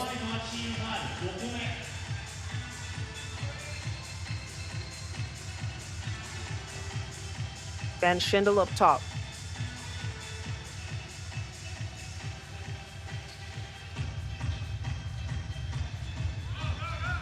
Venema trying to feed Skipple rather, knew it was coming. Was able to deflect. Kite. She wants to work with Skipple. She does. And a quiet day for Skipple. 1 point only for her. As Venema gets her 6th point. Kite now. Such a beautiful shot. Manages to get her own rebound and put it right back up.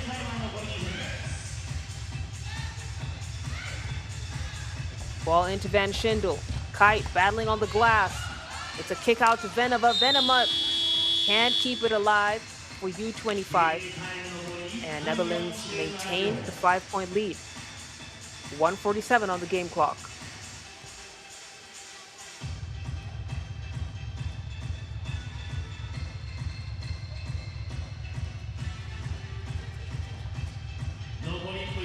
Dreesen couldn't get that one to drop. Skipple chases down the rebound. Dreesen, patient with her execution, finds Boonstra at the wing. Boonstra gets her own rebound through the contact. Yes, that one's good. And one for Boonstra.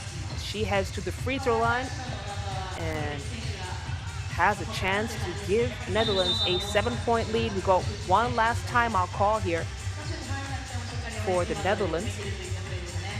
U25 are in the double bonus. And it seems that experience will win the day here, as U25 were not able to overwhelm the Netherlands with energy.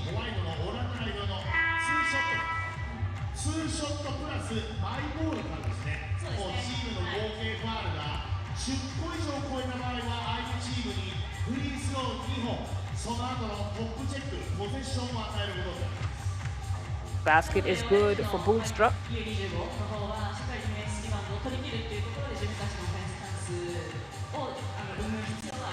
2 clutch free throws and the possession for Netherlands. It's an 8-point lead with 1:24 to go.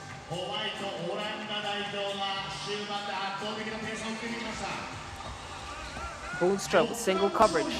Finds Skipple, the extra pass to Kite. And those are the things that can't be taught, the chemistry that comes from years of experience playing together. And that's the edge that the senior team has against this junior team. But with time, U25 will step into senior national team, and they too can play like the champions that they are.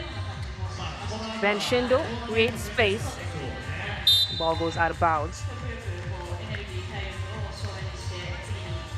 Netherlands, they're a team that is built on chemistry and winning experience, and those two can't be taught. They can only be built through year after year. So with just over 1 minute to go, the Netherlands, 1 possession game. Dreesen, extra pass to Boonstra. Boonstra rattles it home. And with ease, Netherlands take this quarterfinal matchup against U25. Again, experience wins the day, and the Big Bears walk off with the victory. So I guess it won't be an awkward airplane ride after all, as authority has been established on this Yoyogi National Gymnasium floor. Netherlands 21, Netherlands U25 10 points, and that will be the final quarterfinal of the day. It will be the Netherlands that will face Japan in the second semifinal, and that will take place at 2:50 p.m. local time. The first semifinal will take place at 2:20 p.m. local time. That's UTC +9. Beijing will play against Mitsubishi. Enjoy these highlights, the Dutch Derby, and then we'll take a break and be right back in about just under 30 minutes as the action continues here in Tokyo, and we try and figure out who will be the queens of the 17th stop of the FIBA 3x3 Women's Series.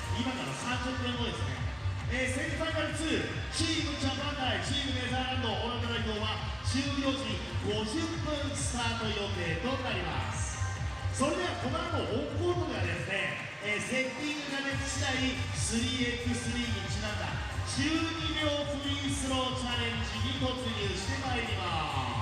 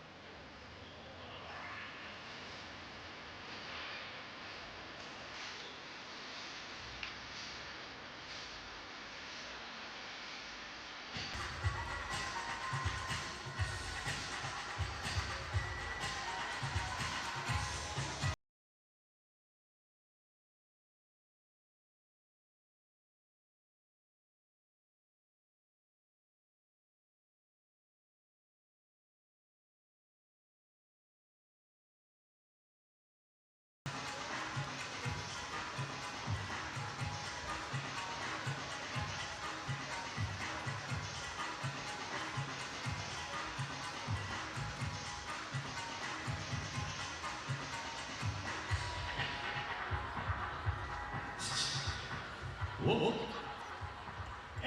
して代々木第一体育館にお集まりの皆様方、大相手は MC マウスでございます。FIBA 3x3 ウィメンシリーズ東京ストップ2026 Day2 ということで、お集まりいただいておりますが、ここからは今日唯一のチャンスから会場にご来場いただいている皆様方がコートに入ってシュートを打てるチャンス、その名も12秒フリースローチャレンジに挑んでいただきましょう。ルールは簡単、1人持ち時間は12秒、12秒以内にボールはたくさん用意してあります。あなたは何本フリースローを決めることができますかというシンプルなチャレンジです。じゃあここからのチャレンジャー大体10人ぐらいをマックスに集めていいよと言われてますんで、1回フロアにいるお客さん限定で参加さ乗ろうかな。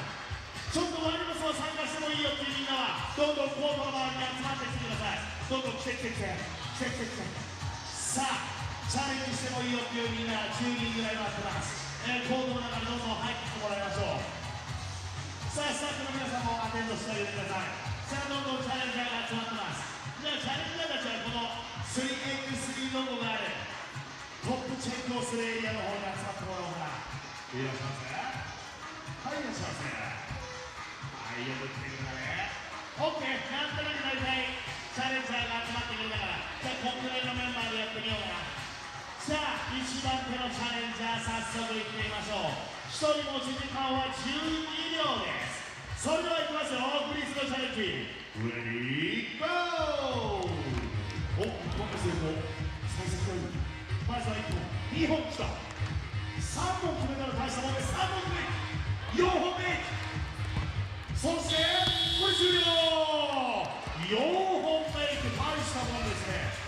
これなんか参加プライズみたいなものがあるんですが、参加プライズの方がお渡しされます。今のところ最高記録4本。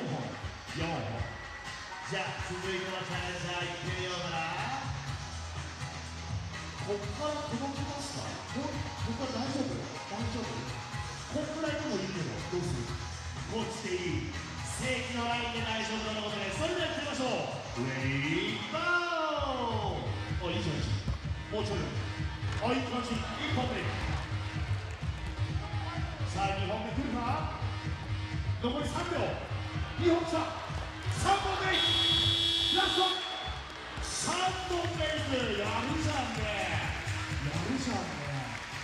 じゃあ続いてのチャレンジャーいってみようか。3本決めたら胸張ってコート降りてください。3本決めたらどうした、届くところからいってみようね。それではニューチャレンジャーです。いくよ、レディーゴー。さあ今のところ最高記録は4本。代々木ナンバーワンシューターを決めますよ。さあ残り1秒、ラスト。オーケー、ナイスチャレンジありがとう。さあバシバシいってみましょう。もうちょい前からいってみる。こんくらいからのこんくらいから。オッケー、それではいってみましょう。ニューチャレンジャーレディーゴー。お、いいじゃん、まだいいか。さあ落ち着いて、2本目きた、ラスト。オーケー、2本目いけ。3箇所もらってって。さあ大人はいいところ見せたいですよね。それではご覧いただきましょう。ニューチャレンジャーいくよ、レディーゴー。いいぞ打ててるバッチリフォロースリー引いてます。1本目来るかな。さあ1本目来るのか、来ないのかな。そろそろやばい。1本、なんとか1本、結構ぶつかりますね、僕たちね。なんとか1本は決めてってもらいたい。さあそれではね、ニューチャレンジャーいってみようか。そんなにニヤニヤした人もいると思うんだけど、はい、皆さんニューチャレンジャーいくよ、レディーゴー。さあ落ち着いて、そんな感じいいですよ。さあ1本目来るのかな。はい、1本来た、ラスト。オーケー、なんとか1本目いく。なんとか1本目大丈夫、1本目いくしたら大丈夫だから。じゃあ続いてのチャレンジャーいってみようか。結構たくさん来てくれてるじゃん。じゃあテンポよくいきますよ。ニューチャレンジャーいきます。レディーゴー。さあ最初のチャレンジャーの4本っていうのが今のところ最高記録ですね。1本来たよ。なんと代表メンバーの伊藤さんですか。あらい、さあありがとうございました。それではニューチャレンジャーです。いいところ取ってあげてくださいね。ボールを持ってもうちょっと前でもいいんじゃない。もうちょっと前でもいい。こんくらいでいってみようか。それではニューチャレンジャーいきます。レディーゴー。いいじゃんいいじゃん。そうだなじ1本目成功。ほら2本目来るかな。もうちょいよ。そうそうそう、もうちょいよ。下から2本3本来るか。3本4本ハイフライにして、いやー最高記録タイに乗せましたよ。4本いきますか。いきますか。負けられないぞというわけです。4本超えられるかな。いきましょう。レディーゴー。いいですよ。さあ1本きた。2本目きたよ。いいんじゃない。3本目はラスト。打ち合い打ち合い打ち合い。おや3本目いく。やりますねやりますねやりますね。2人ともシュートうまいな。OK、ニューチャレンジャーをね。さあ続いてのチャレンジャーです。ここからシュート届くから大丈夫大丈夫。じゃあこのままいってみましょう。ニューチャレンジャーレディーゴー。あ、バッチリバッチリ。1本目入ってましたよ。2本目来るかな。2本目残り3秒。ラスト OK、 3本目いく。3本決めたら大したもんだよ。大したもんだ。じゃあ続いてのチャレンジャーです。それじゃあいってみましょう。ニューチャレンジャーレディーゴー。さあ3本決めたら大したもんだ。4本決めたら最高記録だったからですね。さあ伸びてくるかな。3本ラスト4本最高記録タイに乗せましたね。よし、じゃあニューチャレンジャーいってみよう。ボールを持ってもうちょい前でもいいですね。もうちょい前でもいいですね。よっしゃ、ここからいってみよう。ニューチャレンジャーレディーゴー。どんどん打てどんどん打てどんどん1本目いく。カモン2本きた。もうちょい3本きた。ラスト OK、 3本目いく。グッシャーグッシャー。いや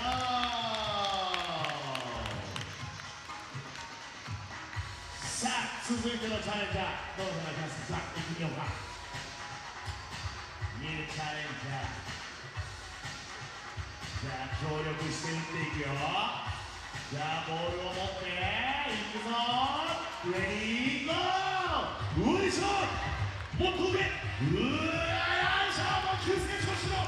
いきなり成長しろ。これは力をためる必要がありそうだ。うわよいしょ終了。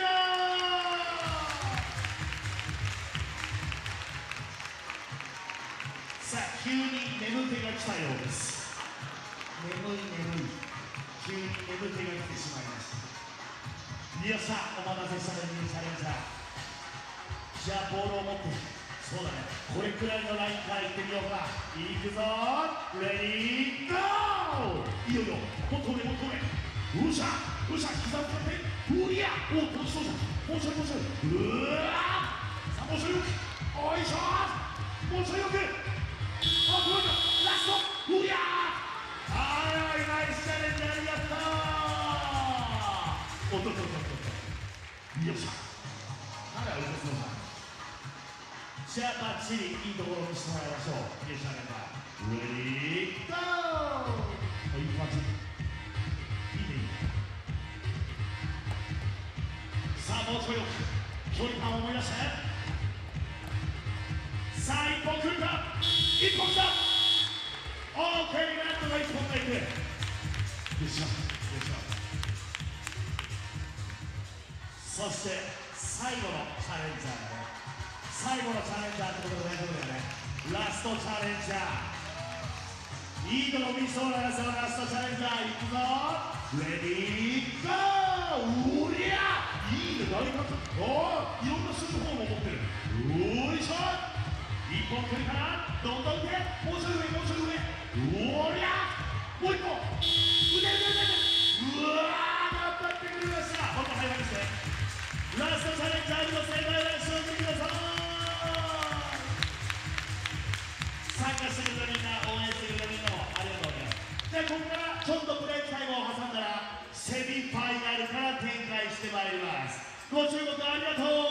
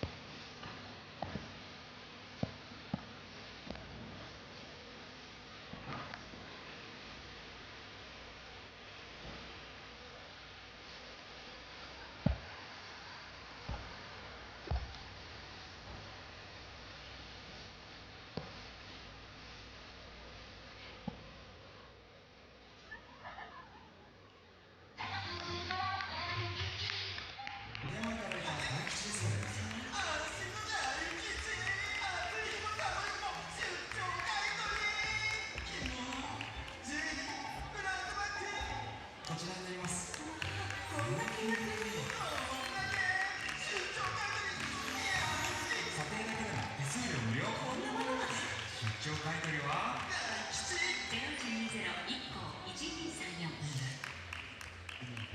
京にはいろんなスポーツ施設がある。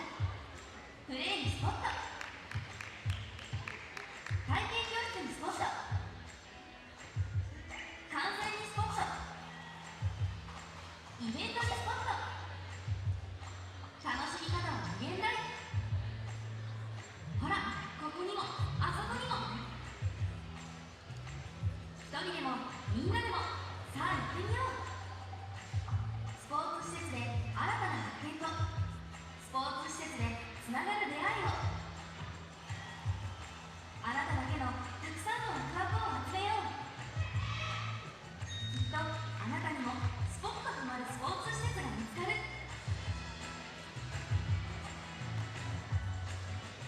もっと思いっきり、もっと自由に楽しもう。ニールスポーツ。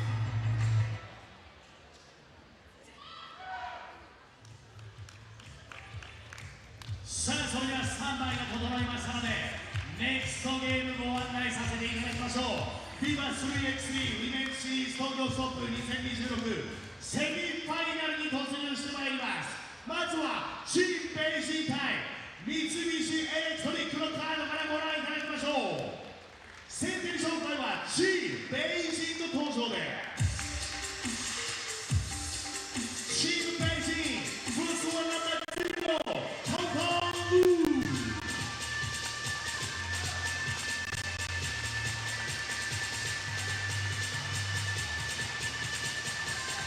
Next one, number 18, Sherman Wang.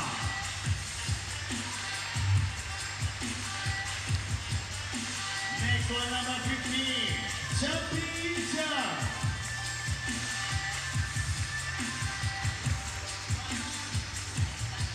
Last one, number 10, Jumpy Jump.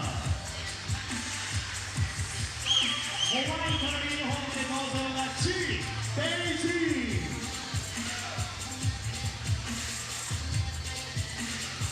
さあ、そして対するは我らがジャパン三菱エレクトリックの登場です。まず1人目の登場はナンバー10山本遥。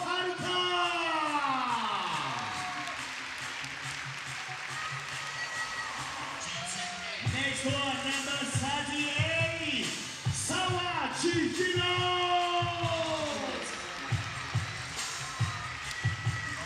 Next one, number 11, Yamamoto Yuri.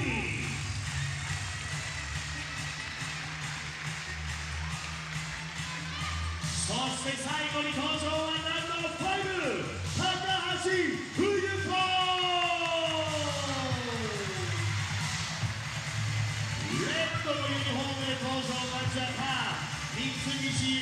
One of these teams is guaranteed to reach the final, and neither was expected to be here at the start of the day.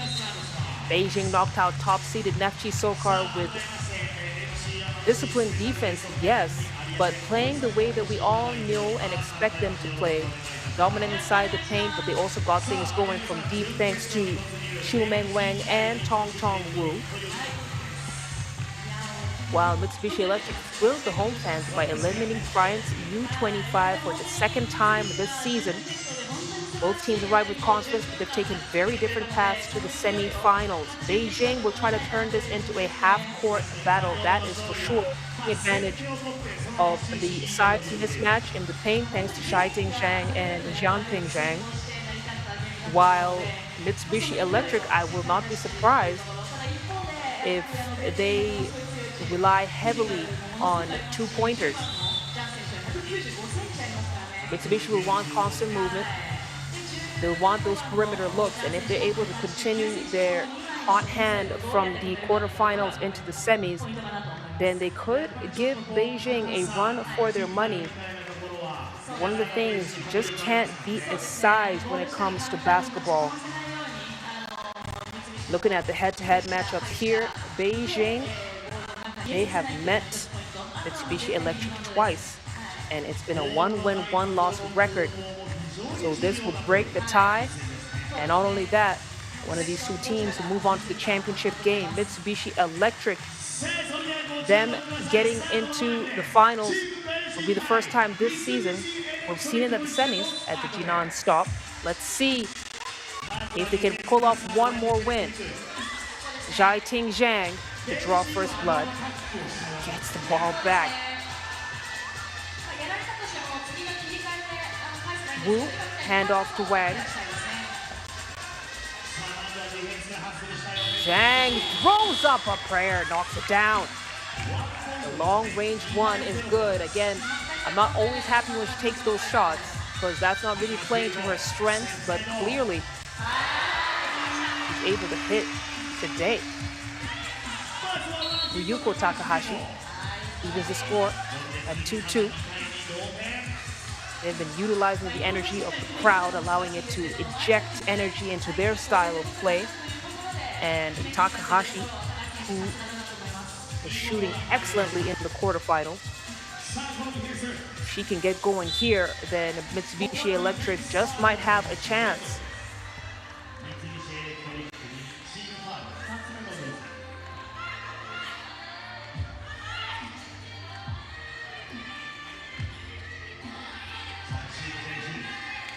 Wang at the top of the key. Got the roll of Wang. She was 3 for 3 from beyond the arc in the quarterfinals. And woke up on the right side of the bed today. Still got that shooting stroke. 2-point lead now for Beijing.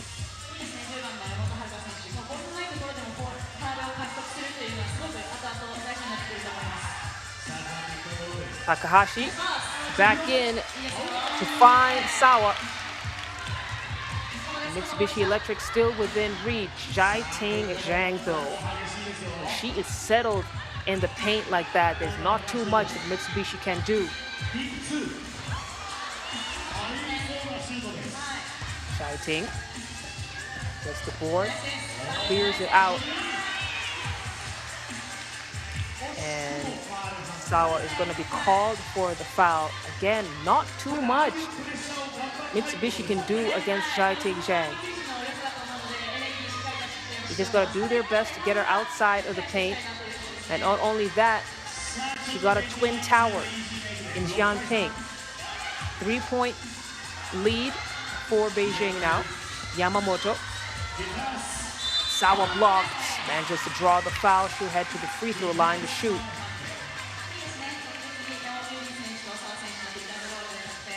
Mitsubishi Electric trying to go farther than they've ever gone before here at home in front of their friends and family. Basket is good despite the line violation from Jiating.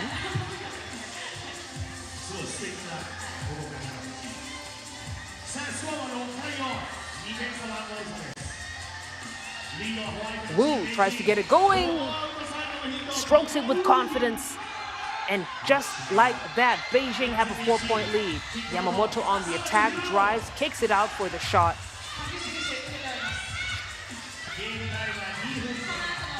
Jianping spins on the drop step, and already a 5-point lead for Beijing, who will be looking for their first title win of the women's series of this season. Wu turning the corner, goes right at Yamamoto. Yamamoto picks up a foul. So Wu heads to the free throw line to shoot. She has the calm energy of a veteran player that does what her team needs her to do. She was 38% from inside the arc and 0 for 5 from deep, but she's managed to get things going for Beijing here in the knockout stage.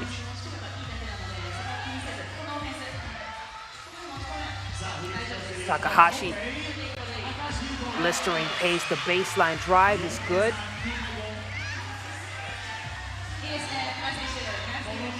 Put some pressure on Wu. Wu gets her own rebound, puts it back up. Yamamoto to clear. Into Sawa. Back to Yamamoto. And then Yamamoto finds her way to the cup. Again, the shooting ability of Mitsubishi Electric allows for the driving lanes, but my goodness, Beijing, the hot hand continues. The fire is blazing loud and clear in two-point land. And Takahashi, she's caught fire too. Woo. Come back, won't go pocket two, hierarchy shot, that's off the mark. Sawa tries to go up, easy peasy block for Shaiting, and then trying to finish. Takahashi denies the second chance to score. 4-point lead here for Beijing, 6:23 on the clock. Sawa, nice two-woman play with Yamamoto, pick and roll, works well. Sawa battling to try and push Shaiting out of position. We've got another whistle on the floor. Foul on Mitsubishi Electric as we take our first time out here. It's a 3-point lead for Beijing. And they have been extremely dominant in the interior thanks to Shaiting Zhang, who is leading with 3 points. But Zhumeng Wang, you got to keep a close eye on her. Already connected twice from deep. And Mitsubishi have to make sure that anytime she's on the line, you got to get a hand on her face. She's not been knocking down the contested shots, but anytime she has an open look, she has been able to convert it.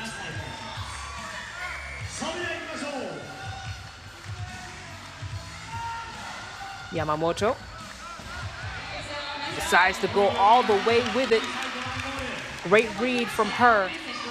The developmental player is showing maturity well beyond her years on this floor. Pressuring Wu now. Wu can't get it going. No foul call. That's an excellent defensive stop from Mitsubishi Electric.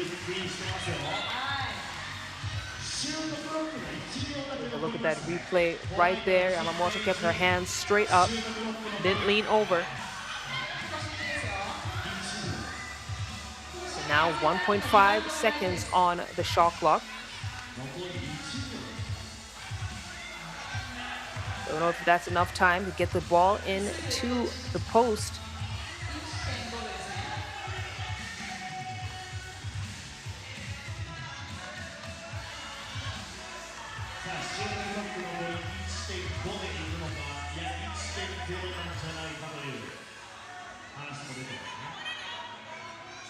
Technical issue that we're getting sorted out before we get right into it. And it's such a tricky situation for Chihiro Sawa in that low block. You can't front, but you also don't want to get locked up behind. Excuse me, that was Haruka who was playing defense.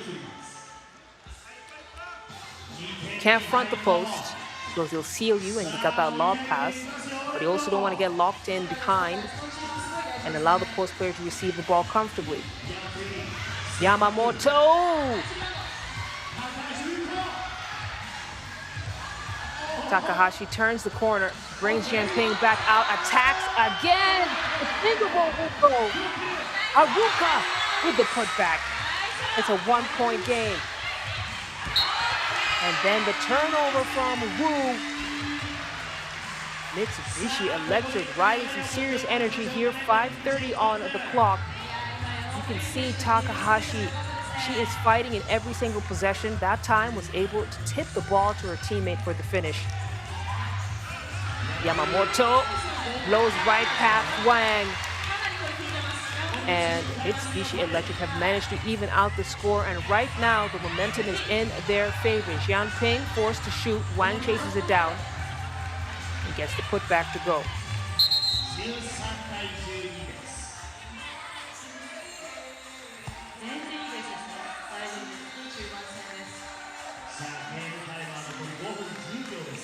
Mitsubishi, they've been on a run here. Managed to cut down what was as big as a 5-point lead to evening out the score, and now it's 1. Go with you! Chihiro Sawa showing off the athleticism, and now help side defense from Takahashi. Leaves Wu wide open for the 2 ball. It's a 2-point lead now. Takahashi. Contested shot is good. And then last touch, and it will be check ball up top. Take another look at that shot from Wu. She has 5 points to her name already. And as badly as Mitsubishi want this victory, Beijing won it too.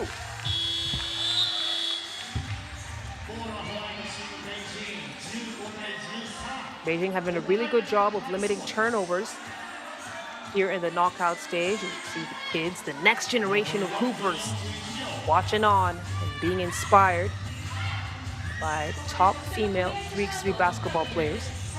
Sawa now dealing with Zhai Ting. Zhai Ting is fouled. She'll head to the free throw line to shoot.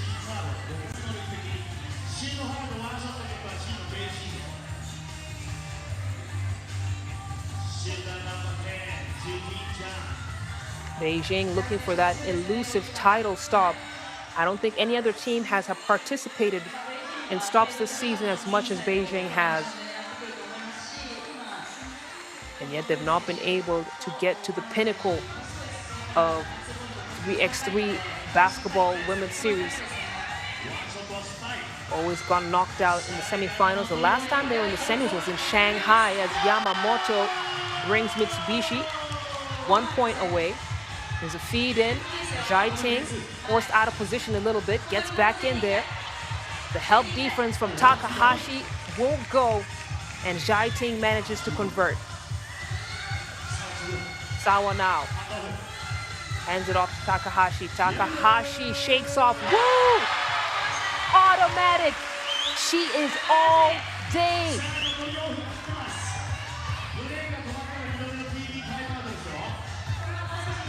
She is making it rain here in Shibuya.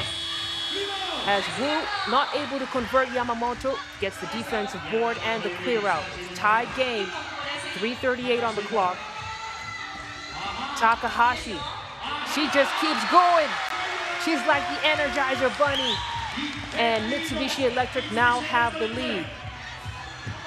Wu was the first step over Yamamoto. And it looks like this is another game that will delight and entertain 3x3 fans. Yamamoto turns the corner, gets past the Great Wall of China for the bucket. We got a holding foul as we take another timeout here. High fives all around for a job well done to Mitsubishi Electric, and indeed a job well done to the team from Japan that is applying pressure to Beijing. Neither side have been able to get to the championship game in the women's series. So we will be witnessing history this season. Just need to figure out which team it will be. Will it be Mitsubishi or will it be Beijing?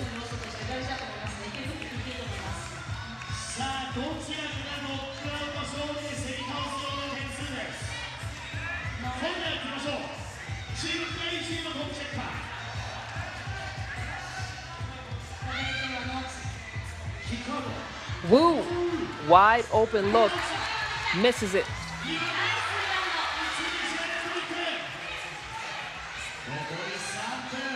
Yamamoto now. He's got the speed advantage over Jianping, gets it to go all the way to the rack. It's a 2-point lead for Mitsubishi. Wu now. Reliable as the sunrise in this game. She is steady and trying to keep Beijing within reach, but Mitsubishi Electric cannot be stopped.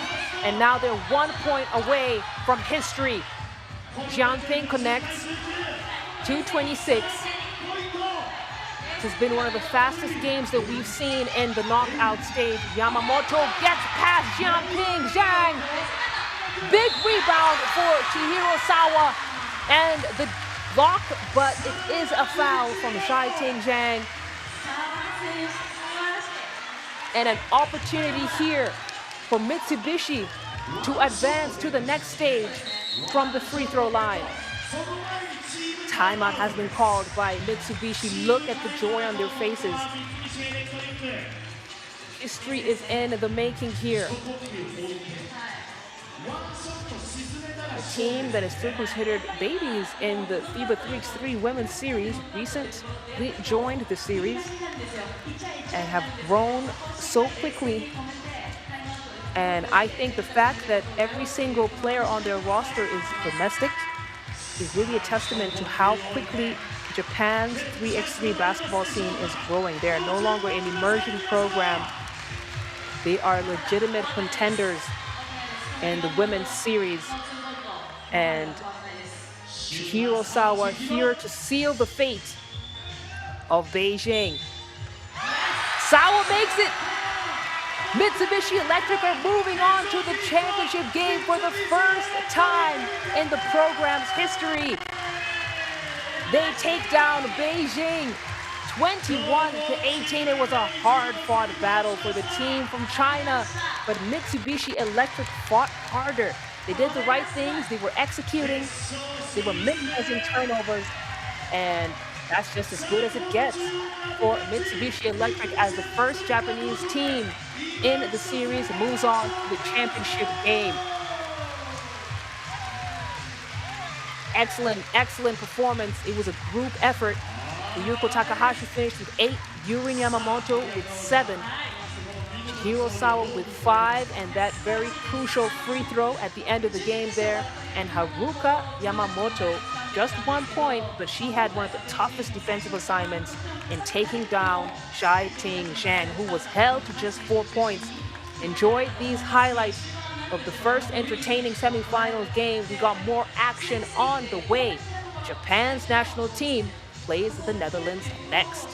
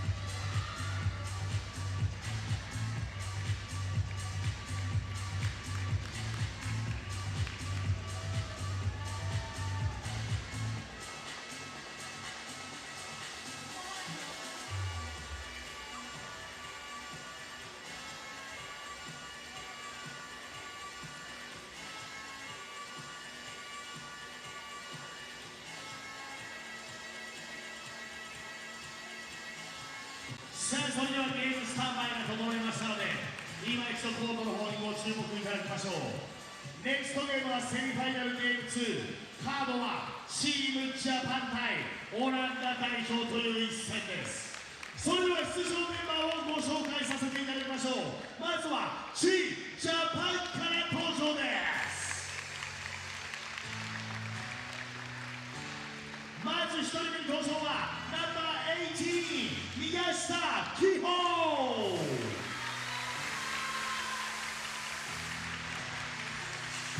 Next one, number 13, 野口さくら。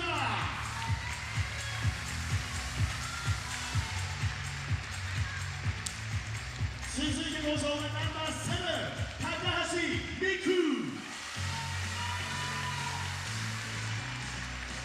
そしてラストに登場はナンバー42、田中ウフォマ。ホワイトのユニフォームで登場はチームジャパン。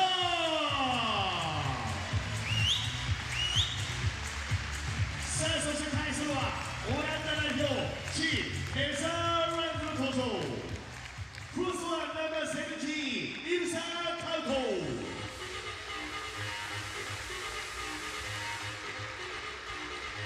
Next one, number 24, Emily Shukoko.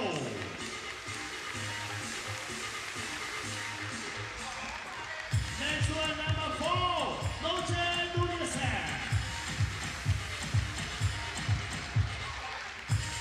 And last one, number 33, Janice Brusra. オレンジのユニフォームで登場がオランダ代表チームネザーランド。 The Netherlands handled their all-Dutch quarterfinal professionally, but Japan has produced arguably the biggest result of the tournament by upsetting Canada using speed, movement, and shot-making to eliminate one of the women's series' most consistent teams. And let me tell you, if you haven't watched it, I strongly suggest you go back on our YouTube page and check out that game again. It was so exciting for everyone in this arena. Japan defeating Canada 19-18 and booking their ticket here to the semifinals, where they are set to face another women's series juggernaut in the Netherlands. Top two seeds have been taken down, Azerbaijan and Canada. Are Netherlands next? Listen, if I'm the Orange Lions, I'm nervous. I'm nervous. Japan has been rocking some serious momentum, and their fellow country mates, Mitsubishi Electric, also took down a huge team in Beijing to book their tickets in the final, and I'm sure that has injected a certain level of confidence as Japan prepare to take on the Netherlands. The Netherlands will definitely look to use their physical advantage around the rim and dominate the glass. Also, the wealth of experience that makes this Netherlands squad one of the toughest teams to beat. But Japan, they've been gritty and they have been shooting well from beyond the arc. If they can get the shots going and contain the rebounds, could be well placed here for another upset. Tanaka unable to get Japan up on the board first. We've got an early whistle and foul called. Japan with their first.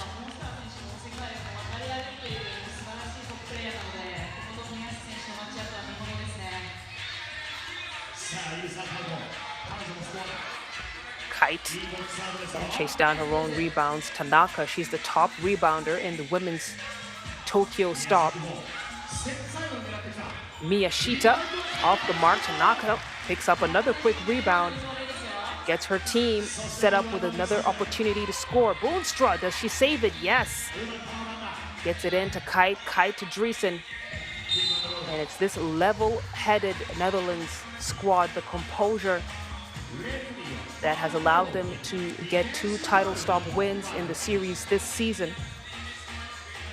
And they are constantly getting into the quarterfinal stage, more often than not into the semifinals. Dreesen trying to spin on Noguchi. That's going to be a walk. So good defensive hustle from Noguchi. And Driesen, she anchors the Dutch defense and provides composure in crunch time. He's one of those players, you just don't want to poke the bear. Miyashita with the cross, splits the defense, gets to the rack. Kiho Miyashita, the 5'11" forward, the most experienced player of the squad. I think what makes her such a great threat is she is able to handle the ball when needed and can create offense in tight situations.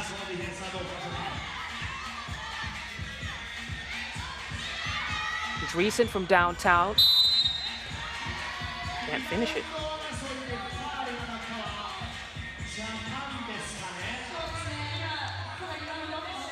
Minute and 10 gone here in this second semifinals game. If you're just joining us, you have missed some of the most entertaining games we've seen in the women's series. We knew this stop was going to be competitive, but dare I say it has surpassed my expectations. And if you haven't watched a game, you have all Sunday to catch up right here on the FIBA 3x3 YouTube page. Feed into Skipple. Skipple makes no mistake. Tanaka to clear. Boonstra switches the defense. Switches one more. And it's a tied game. Looks like Noguchi might have touched that last.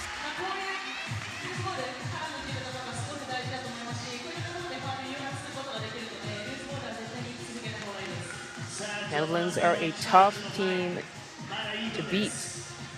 And I think one of the reasons for that is they're not overly reliant on one star. And that can come back to bite them as well when they need someone who can just get the buckets on an isolation play. As Tanaka, handoff to Miyashita. Miyashita takes on Skipple. Skipple. Tanaka from downtown, that won't go. Side irons it, and Booster will let it go out of bounds. The check ball up top.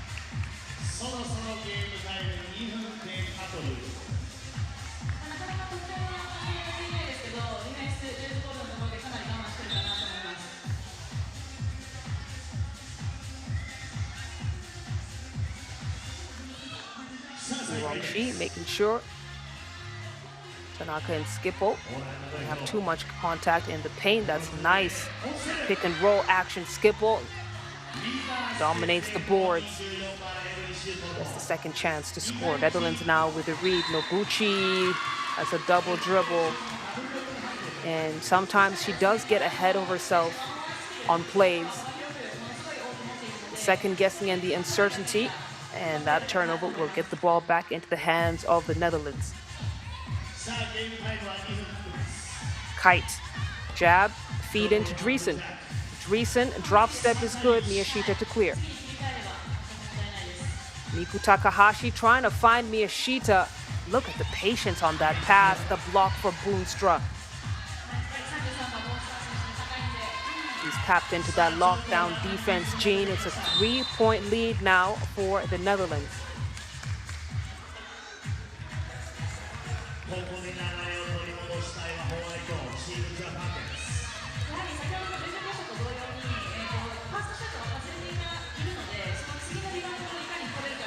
Takahashi, we know she can get hot very quickly. Step back two won't go.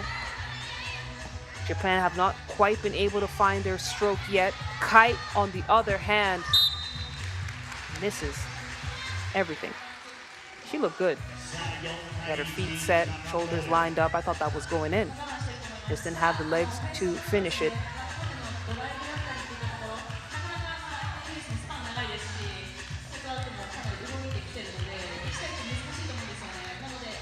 Tanaka into Miyashita.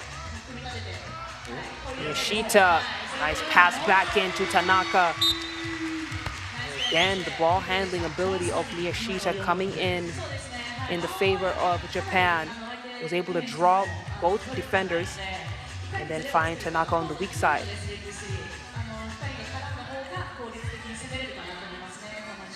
Boonstra to Driesen. Driesen back out to Boonstra. Boonstra almost giving us deja vu.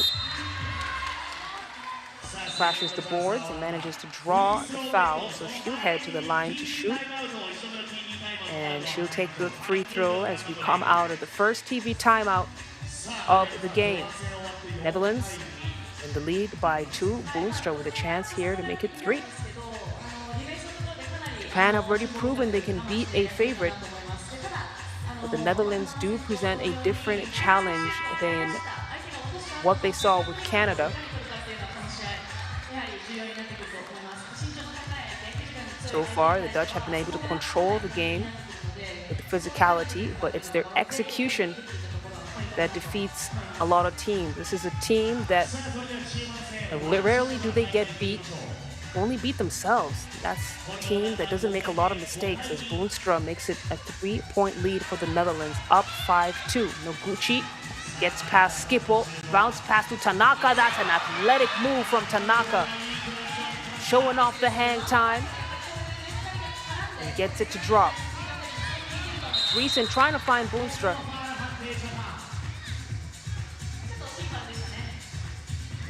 Boonstra calling for the unsportsmanlike foul. And Japan trying to match the physicality of the Netherlands. Listen, Boonstra's another bear you don't want to poke. You just don't want to agitate her, because she will take it right to you, and she does that to Noguchi. Noguchi giving as good as she's getting. I love that this Japanese side will not back down. Kite now goes for the shot, drills it, and it gets Netherlands a 4-point lead.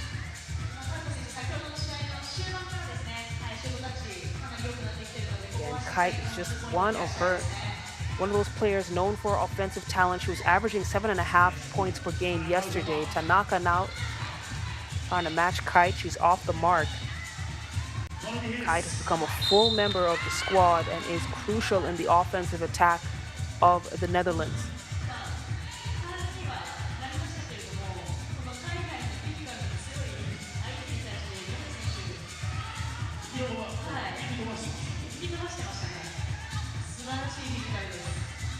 Boonstra at the elbow. Ball deflected. Steal for Japan. Can they cut down this Dutch lead? Takahashi hits this, and she does. That's exactly what they need to do to get back on the board and give the Netherlands some pressure here. Kite cross attacks, finishes. That's a great take from Ilsa. Miyashita now with the clear out and goes back in. No. Boonstra saw it coming, and Miyashita was not able to get all the way cleared out, so it will be orange ball as Japan managed to cut the deficit down to 3. 5:31 on the clock, slowly reaching the halfway mark here. Kite shakes off Takahashi, couldn't connect. Tanaka to clear. He's been doing a good job cleaning up the glass for Japan. Noguchi back in. Tanaka with 3 to shoot. Gets it off of Takahashi. Back into Tanaka. Does she get it off on time? No. Yes, she does. It looked like, from my angle, it looked like she did not beat the buzzer.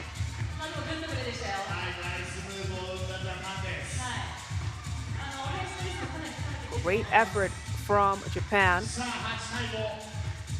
Oh, basket didn't count. I was right. Basket does not count. And it will be Netherlands ball due to the shot clock violation.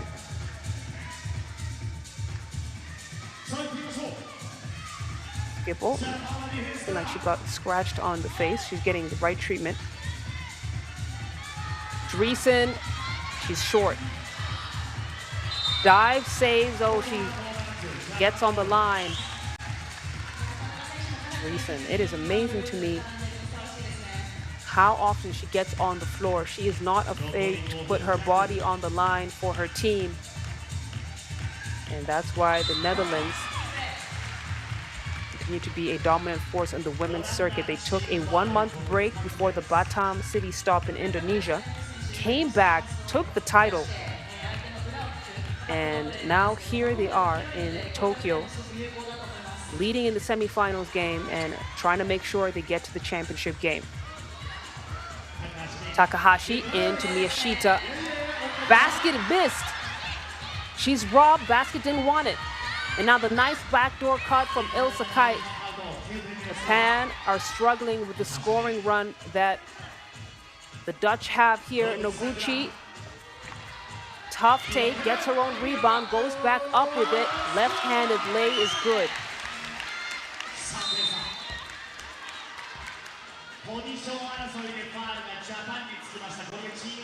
Three-point game. Netherlands still in the lead, 4:21 to go.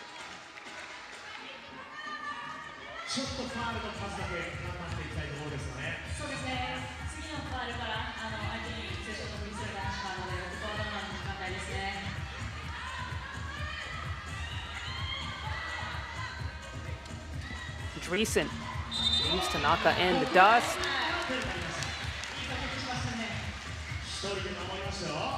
And then she's called for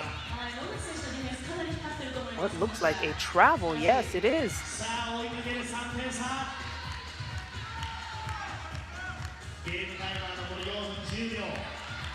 Takahashi directing traffic. Tanaka now the elbow extended. Perimeter defense of Holland, very elite. They are forcing Japan to take the drive. And a drive Takahashi did earn herself a trip to the charity stripe.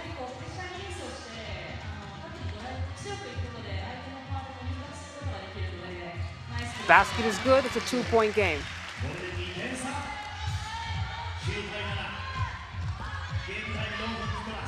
Skipple from ball. Ulstra can't save either. And another possession for Japan. As we take our second TV timeout, Japan will get the ball coming out of it. And another opportunity to try and make something out of this game. Fuwama Tanaka has been a force for Japan with the most rebounds by any player.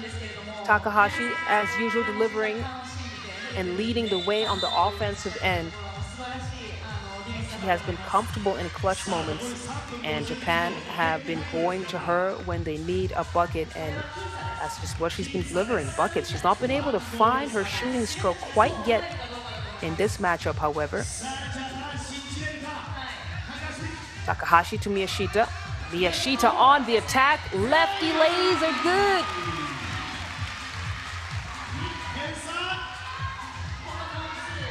Japan putting in that midi work. As Kites, that time she's off the mark. And Noguchi late a little bit, crashing the boards. I do believe that possession will stay with Japan. Miyashita will have a seat and catch a quick breather before she's back into the hot seat of this game. That's an offensive foul.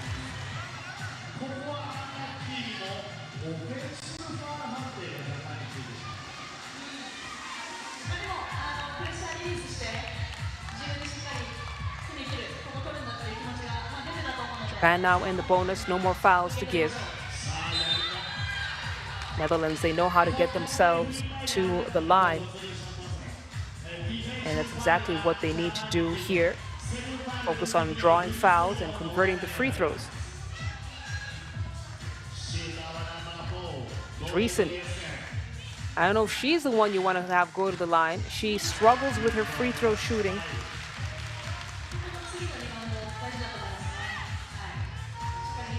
Nonetheless, here she is. And she can't get the 2-point lead that Netherlands would place them in a comfortable position. Turnover. Kite misses. Tanaka with the huge rejection. And that's just great hustle from Tanaka. Goes for the shooting attempt. She could afford to give one more pass. Kite with a nice open look at the cup. Misses. Tanaka dominating the boards. Double foul. And that would send Japan to their 9th team foul. Netherlands with 4.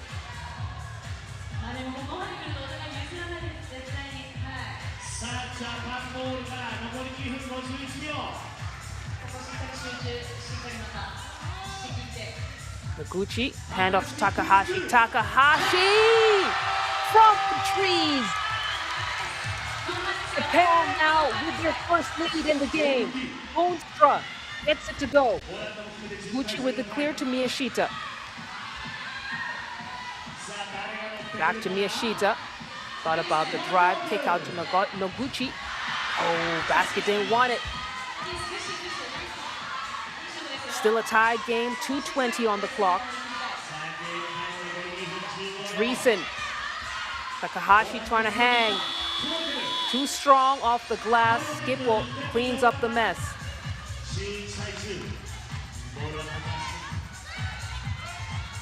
Takahashi. Feed into Miyashita. Miyashita, the soft touch won't go. Dreesen with the clear. The Boonstra struggling with Takahashi, or is it vice versa? I think it's Takahashi struggling with Boonstra. She'll have a seat, and Miyashita checks back in. I'm sure she'll be given that low block defensive assignment. Boonstra, we know how clutch she is from the free throw line, but misses the first one. Listen, it's hot in here, and I'm not talking about the weather. Boonstra misses 2 free throws. Very uncharacteristic of the backbone of this Netherlands squad. But Japan being in the double bonus, Netherlands will get the possession rather, as they continue to maintain this lead. Ilsa Kite back in. It's a nice give and go action for the Netherlands. Noguchi into Tanaka. Tanaka, she's chased down by Skipple. And just to draw the foul, Netherlands now at 5 team fouls. It's a 2-point lead for the Orange Lions. And they're starting to understand why Japan has made it this far at the Tokyo stop. It's not been a fluke. And even though the crowd has helped, it has been skill, effort, and talent on display for Japan. Miyashita can't get it off. Netherlands with a fresh 12. Kite, left to right. Too strong off the glass. Tanaka with the clear out. Hands it off to Miyashita. Miyashita back into Tanaka. Lefty lays won't go this time for Tanaka.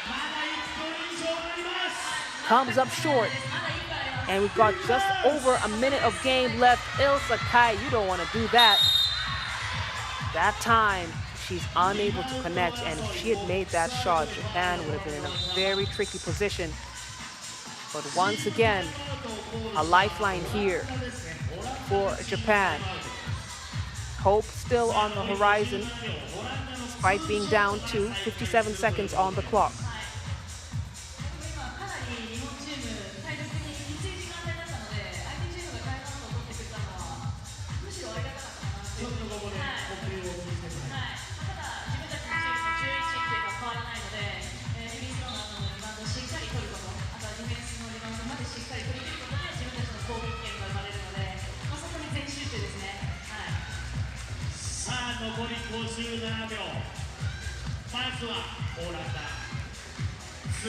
Boonstra this time is very intentional about her free throws, gets the first one.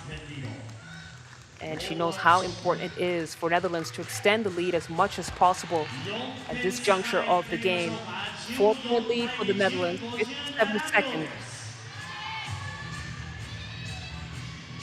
Japan gonna have to knock down some big shots from distance. They want to stay in this game. Skipple misses. Noguchi to Takahashi.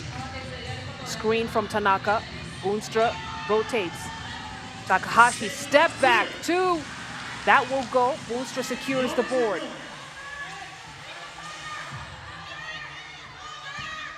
Dreesen on the attack, misses a second time, goes back up, finally manages to rattle it home. 5-point lead now, and Netherlands, the offensive momentum on their side. They're in the driver's seat, and they just need to hang on another 15 seconds against Japan here to book their ticket to the final.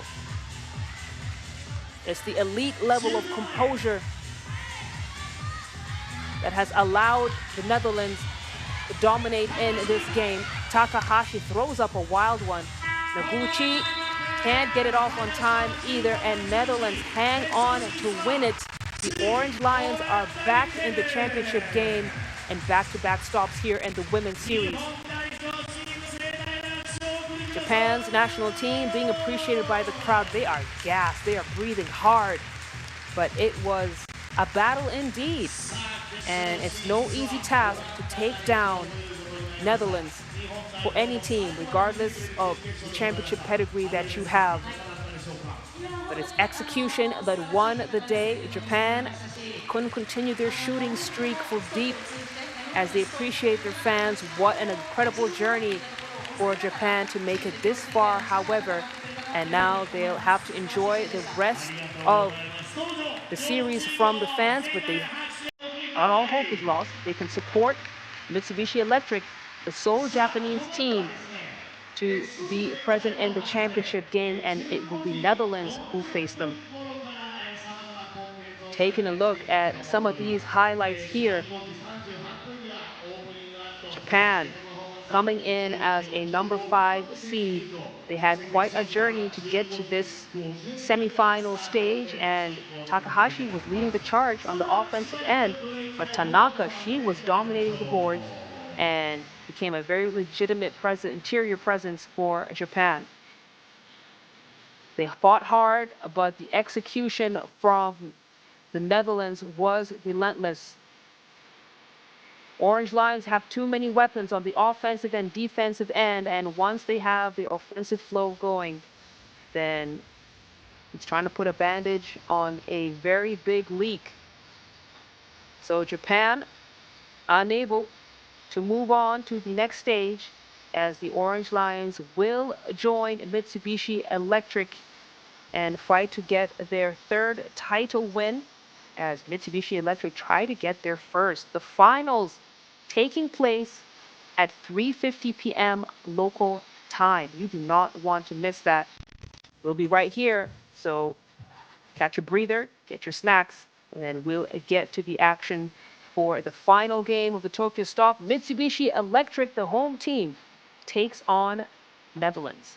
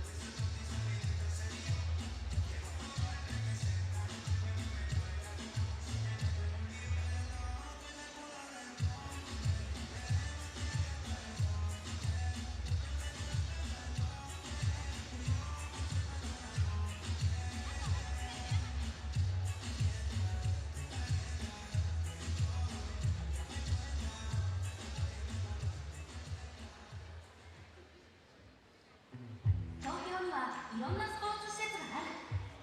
プレーにスポット、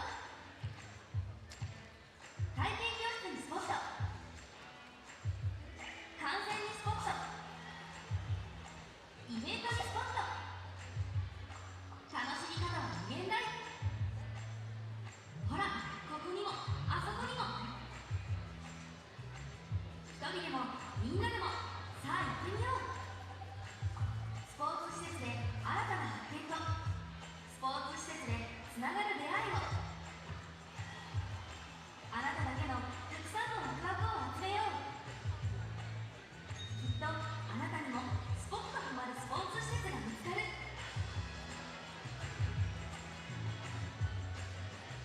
もっと思いっきり、もっと自由に楽しもう。ミールスポーツ。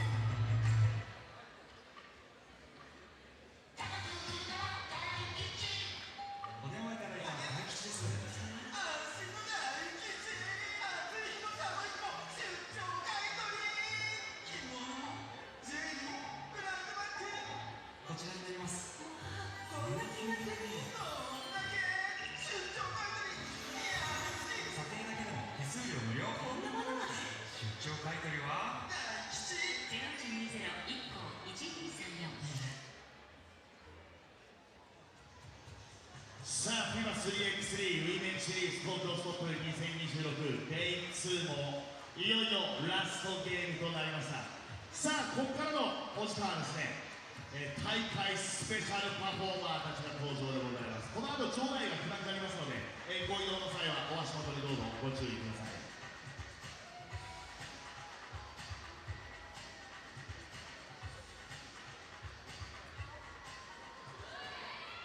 さあ、ここからファイナルまではスペシャルパフォーマーが登場でございます。登場は LDH スクリーム。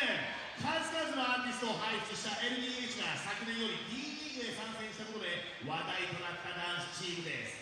誰かにとって憧れや幸せになれるような唯一無二のエンターテインメント集団になるという目標を掲げ、全国から集結したダンサーたちが会場を盛り上げます。それではご覧いただきましょう。 LDH スクリームの迫力あるパフォーマンスをお楽しみください。As the darkness swallows the day and the sun leaves no more trace, welcome the night, welcome the night, welcome the night, welcome the night.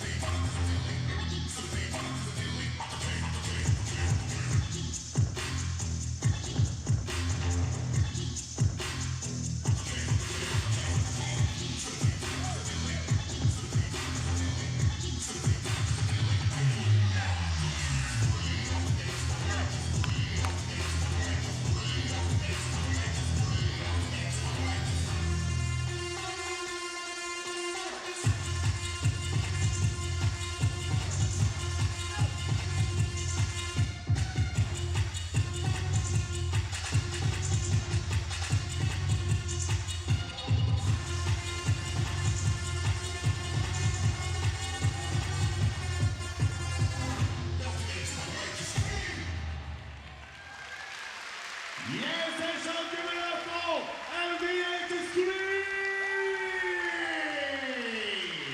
今一度盛大な拍手をお送りください。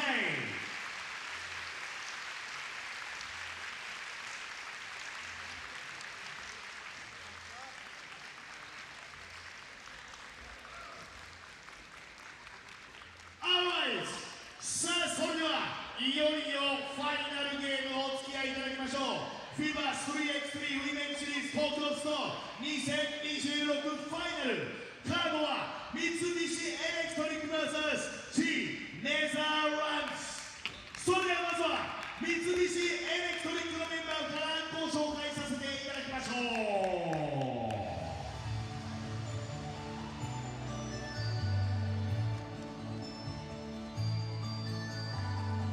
三菱エレクトリック、まず1人目はナンバー10、山本遥。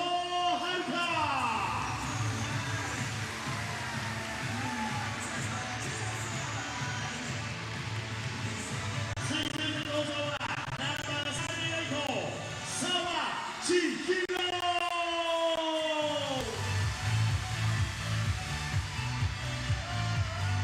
Next はナンバー11、山本ゆり。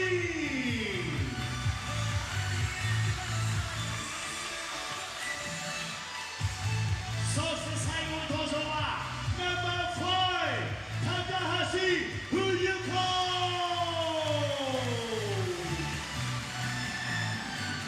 ホワイトリングホームに登場が三菱エレクトリックです。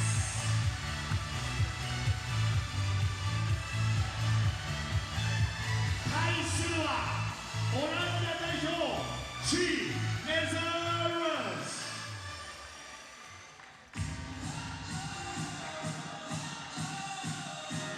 ザーランド、クロスフォアナンバー17、イルサカウト。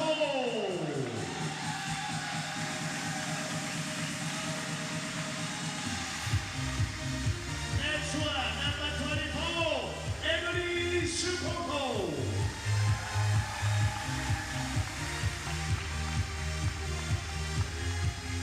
Next はナンバー4、ノチェ・ドビエス。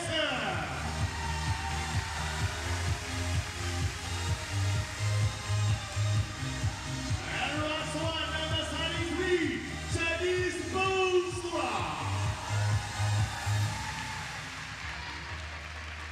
Alright, オレンジのユニフォームで登場が C オランダ代表でございます。それではまずはエスコートキッズのみんなと一緒にファイナリストフォトセッションを撮らせてください。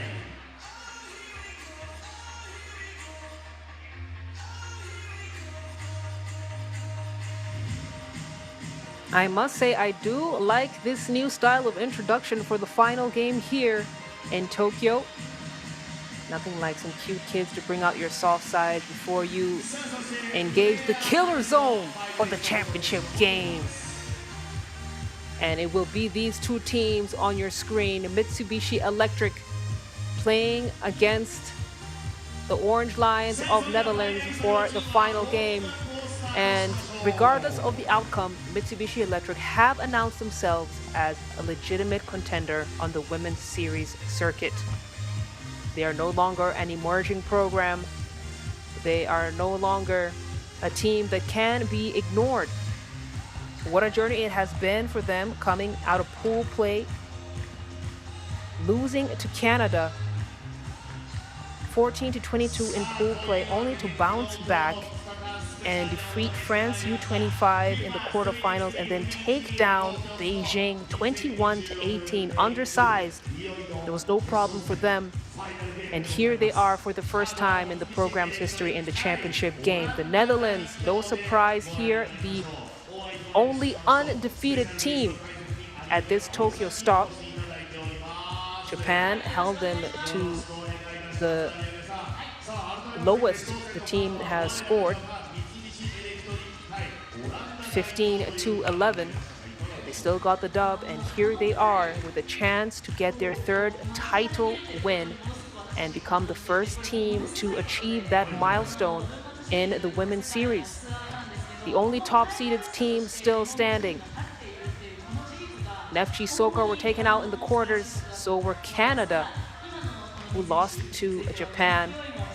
And now Mitsubishi Electric. If they get this win over Netherlands, we are going to be talking about it for weeks to come.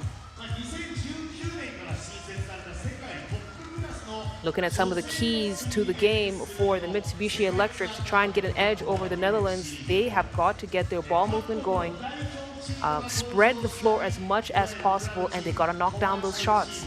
That really has been the X factor for Mitsubishi Electric's success, their ability to hit those shots, the ability to catch fire from deep and allow it to carry out throughout the game. But Netherlands, one of the best perimeter defenses in the circuit, led by Nortje Driesen. She anchors the Dutch defense, and we'll see how Mitsubishi Electric are able to play against that.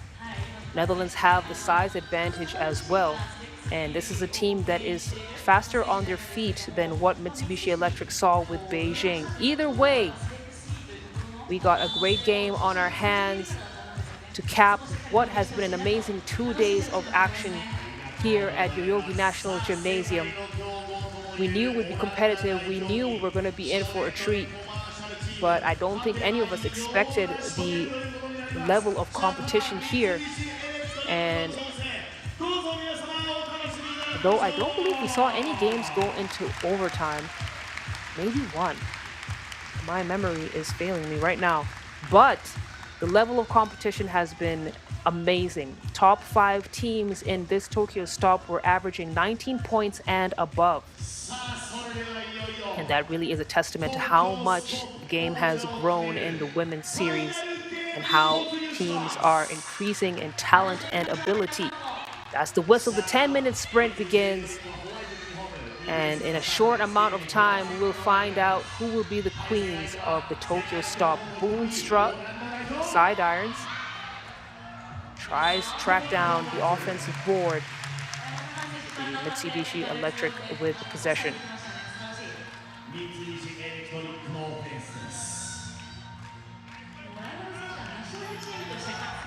Yuko Takahashi had a rough shooting day in pool play, the mid-range. She has been phenomenal from beyond the arc as Mitsubishi Electric draw first blood. Driesen on the attack manages to draw the foul against Sawa. She'll head to the free throw line to shoot one.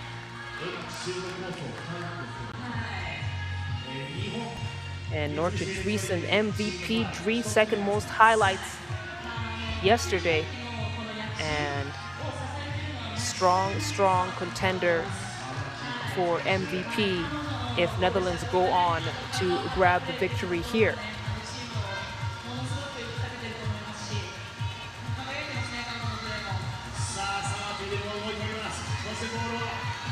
Yamamoto turns the corner, gets her way to the cup. It's a 1-point lead for Mitsubishi. Driesen now trying to shake off Haruka. Haruka and Skipple. Skipple draws the fouls on the floor, not on the attempt. Haruka Yamamoto at just 177 centimeters. That's not that tall in a basketball world.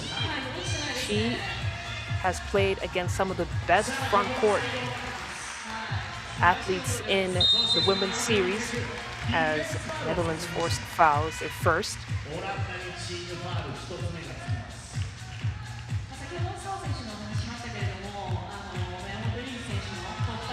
Takahashi start. Gets past Kite. Draws 2 defenders, too strong off the glass. Driesen at the wing now, gets it to Kite. Kite, she wants a look at that cup. She knows once she has her eyeballs on the rim, it's time to drain the shots. Kite gets Netherlands the 1-point lead. Haruka not able to respond back. Driesen now hands Yamamoto to the floor. And MVP Dries playing championship basketball here. Take another look at that 2-ball from Kite. She was 50% from deep yesterday, and that shooting streak has continued here. Takahashi, that's off the mark. Again, Netherlands, they have excellent perimeter defense as Takahashi keeps her hands up, executes the clean defensive play against Boonstra, and then Boonstra draws the offensive foul.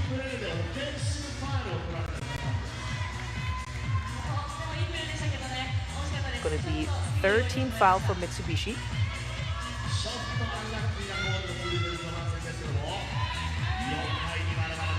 Boonstra wants the screen. Skipple's going to roll.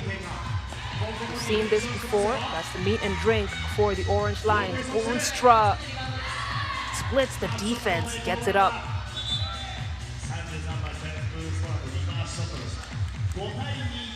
3-point lead now for the Netherlands.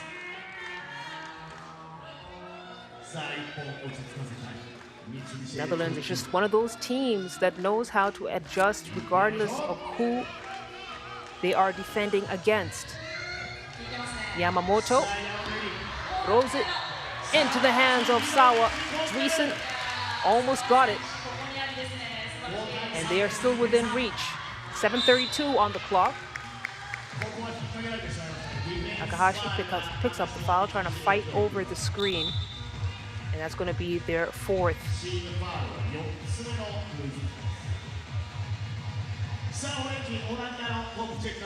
Netherlands, they're comfortable winning with efficient one-point basketball, but with Kite on the squad, she is able to relieve that pressure in the paint by spreading the floor a little bit. As Dreesen, the spin move is now a 3-point lead. Takahashi blows past Kite, brings it back to 2. And that's what Mitsubishi have been able to do with these big teams. They stay within reach, and then someone catches the hot hand as Sawa makes the big defensive play against the Boonstra. Takahashi pulls it out, launches. Yamamoto into Sawa. Sawa with the scoop play, it's good, and it's a 1-point game. Pass in to Dreesen. The reaction time of this Netherlands squad, you absolutely have no time to celebrate. Offense has to transition very quickly to defense as we take our first TV timeout here. And while I'm sure Sawa wanted to celebrate,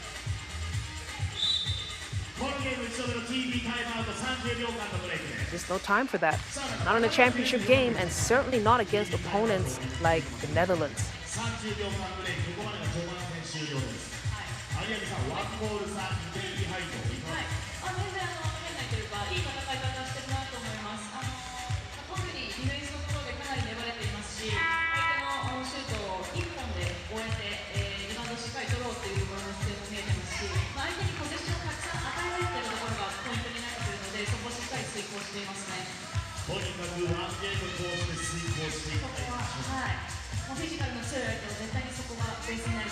Yamamoto with check ball. She's got that fast, quick first step. Sawa fighting for the boards. Keeps it alive. They've got a fresh 12. Sawa trying to offload. Faces up against Dreesen. They call for a kick ball. And it'll be a reset up top for Japan.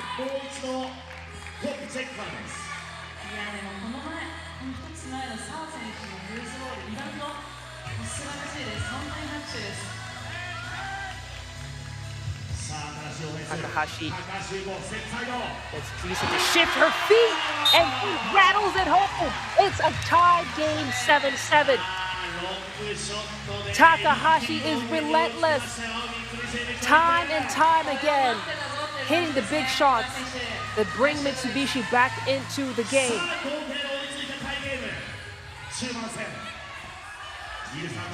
Kite trying to find Skipple. That's a mismatch there. Help side defense comes in. Sawa, she's fighting with Skipple. It's going to be a jump ball.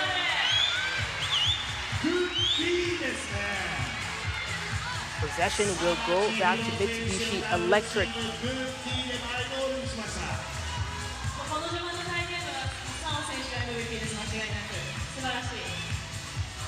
home court energy has been a genuine factor throughout the weekend for this team in white. We can't negate that. But we also can't undermine the effort that Mitsubishi Electric has been putting in every single game. Nice pass to find Haruko Yamamoto on the cut. Boonstra. Missing at point blank range. Netherlands now trying to set something up. Kite keeps it low. Misses at the cup. She'll head to the free throw line to shoot. Mitsubishi Electric at 5 fouls. And they got to keep a close eye on their fouling situation here. Netherlands at just 1 foul.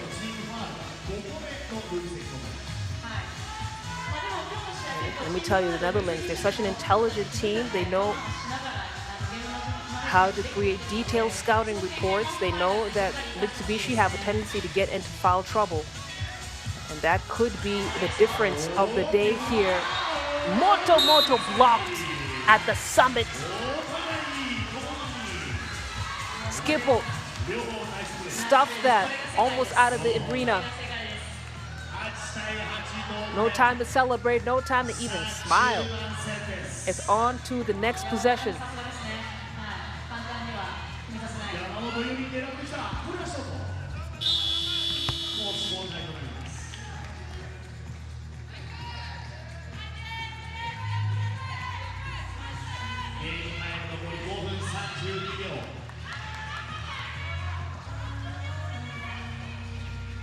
Recent single coverage. Yamamoto had her locked up.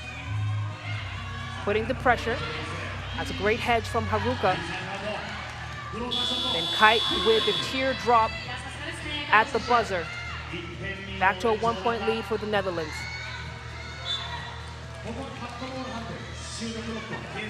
Kite with the deflection out of bounds. 5 minutes, 11 seconds on the clock. Takahashi to check ball.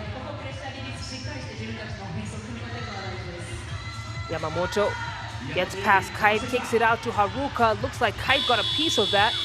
And Kite sets herself up for the shot. This is what she does. This is what she does. Cash money. She be chucking up the deuces all day. And once again, when her team needs her to get a big bucket, she is there ready to deliver.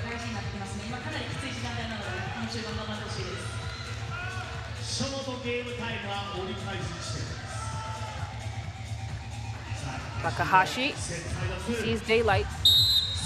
Off the mark there. Foul on the floor. It'll be the Netherlands' second team foul.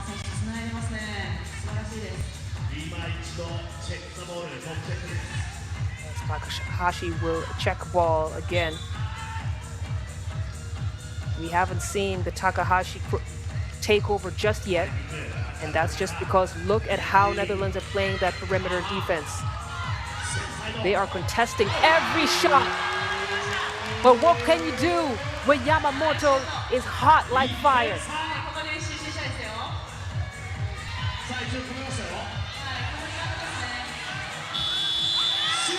Skipple can't get the shot, Boonstra can't get the putback, and we have a reset up top. Yamamoto. Moto means hot in Swahili. When I call her Moto, that's recognizing that she is literally setting this court on fire with those shots. 1-point game, 4:30. Boonstra, whole foot past the perimeter, trying to lock down that defense. Kite with the disciplinary act. Swipes the ball right out of the air. You see why Mitsubishi Electric are being forced to shoot from beyond the arc. They don't want that interior play smoke. We have a whistle, and Dreesen will shoot one.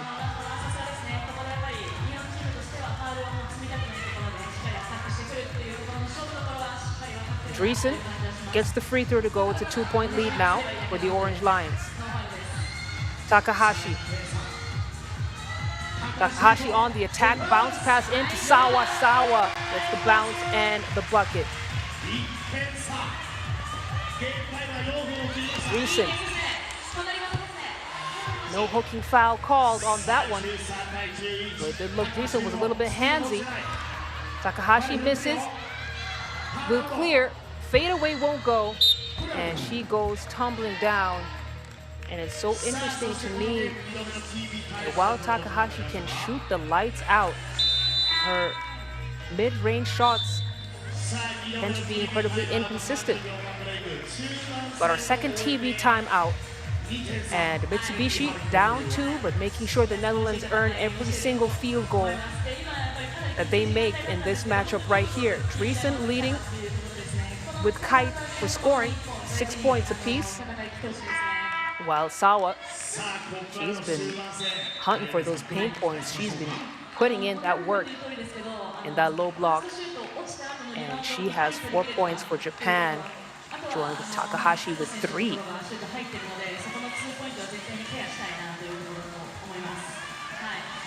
さあ残り3分43秒ご注目いただきましょう Dreesen goes in, pulls it out. Boonstra thought about the shot, changed her mind.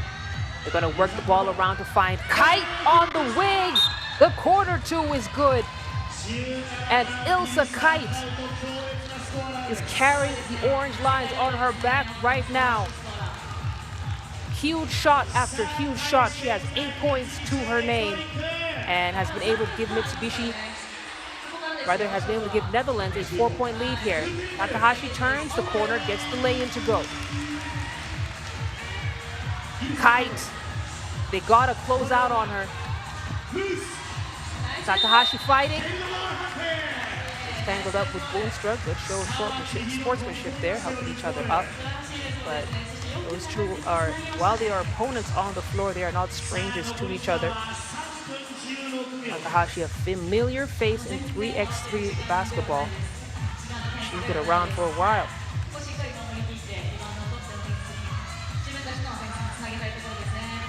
Boonstra, no look in. Skip it for the finish. Netherlands settling a little bit more in their offense here. Dreesen picks up Netherlands' 3rd team foul.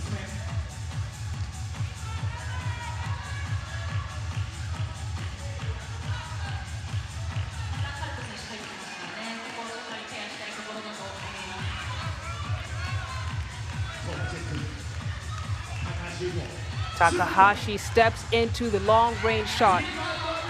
Haruka, huge offensive board for her.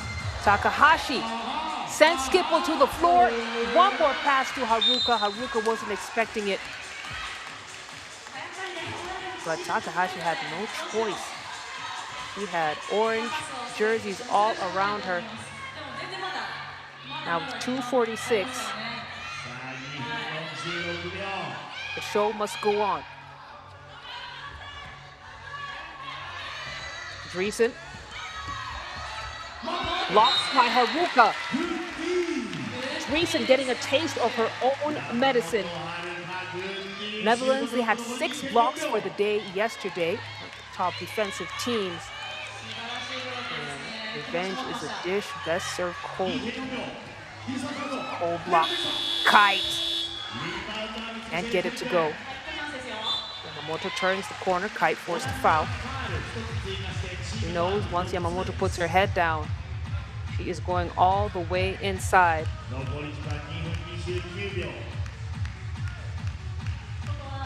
Yurin will have a seat.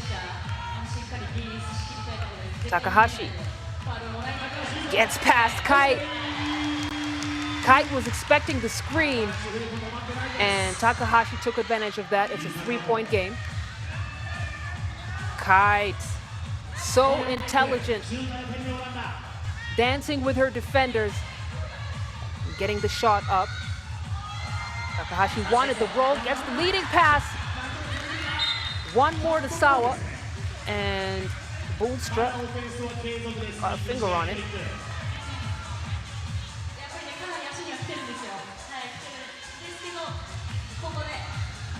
We will have to check up top Yamamoto. Just over 2 minutes here. Mitsubishi slowly starting to run out of time here. ほぼ終了となりましたゲームタイム残り2分ここオランダはあと4点でノックアウトになってしまうので、ノーファウル、ノーツーポイントは絶対に徹底したいところですね。 Dreesen gets it into Skipple. Skipple misses. Skipple misses again. Haruka gets the defensive board. And very uncharacteristic of even Skipple to miss. She was the MVP at the Batam City stop. And it's a rare day in 3x3 basketball when you see back-to-back MVPs. Takahashi from downtown! Fuyuko Takahashi. That is a name we will never forget after this Tokyo stop. Brings Mitsubishi within reach. Boonstra misses. Takahashi with the D board. She wants to screen. Ball passed into Sawa. Yamamoto goes past Skipple. Can't score. But she'll head to the free throw line and try and make this a one-point game.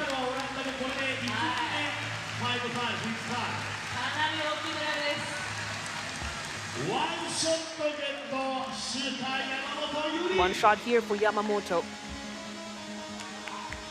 A minute and 22. All eyes on the floor. This game delivering the finals we wanted. Mitsubishi Electric called for the foul. That would put them in the bonus. Kite has a couple of free throws coming up. You could make this a 2-possession game. Hits the first free throw.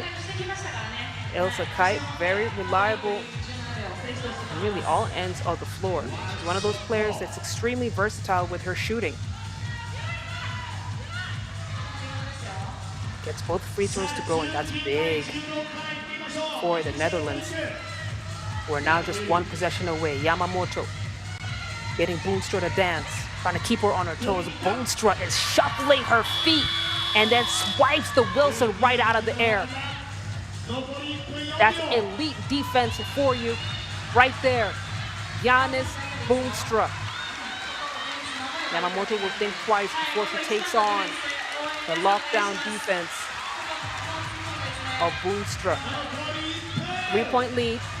A minute here. Kite gets her feet set, and that's game. That is game. Ilsa Kite puts Mitsubishi Electric to bed. And what a phenomenal performance for Netherlands. They take victory so casually, and it almost surprises you that they've hit 21, but 21 they have hit indeed. And the Netherlands, that's the final score up on your screen, 21-16. They will be the Tokyo Stop champions and back-to-back title winners here at the 3x3 Women's Series. They also joined the elite ranks of a team with 3 title wins. You can see them appreciating their Netherlands U25 counterparts. Team that they faced in the semifinals. Takahashi overwhelmed with emotion. You can see it. She was so close. She was so close. And you've got to admire her effort. She put in such a fight for Mitsubishi Electric. She led them in scoring with 7 points. And while she had an outstanding final game, really it was her performance at this Tokyo stop that stood out. But we turn our attention now to the champions. Netherlands, the Orange Lions, pick up their 3rd title win. It didn't come easy. It sure did not come easily. Mitsubishi Electric put up a fight. But Ilsa Kite, she was hitting shot after shot. She finished with an incredible 13 points for this game. And she was averaging 7.5 in pool play. She has now since almost doubled it with her delivery here in the final game. Had 11 points against Takasaki, shooting 50% from beyond the arc. And fire was met with fire But while Mitsubishi Electric were red hot, Il Sakai was blue hot. And Takahashi, she was operating on all cylinders, but so was Il Sakai. He was playing great basketball, intelligent basketball. And it will be the Orange Lions who will win gold here in Tokyo, despite an amazing and valiant fight from the Japanese side. Enjoy some of these highlights. Again, Kite there with the winning basket, laughing her way to victory. Netherlands Orange Lions with the dub, and we got the trophy ceremony coming up next. So don't leave the screens just yet. We got to award an MVP, and we got to make sure these Orange Lions get their flowers.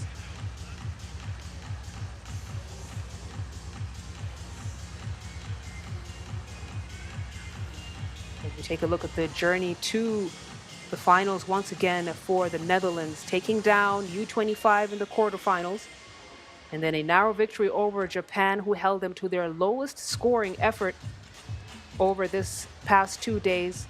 And then the one for all the cookies, the one with all the chips, against Mitsubishi Electric and an electric home crowd as well. Netherlands take the victory 21-16.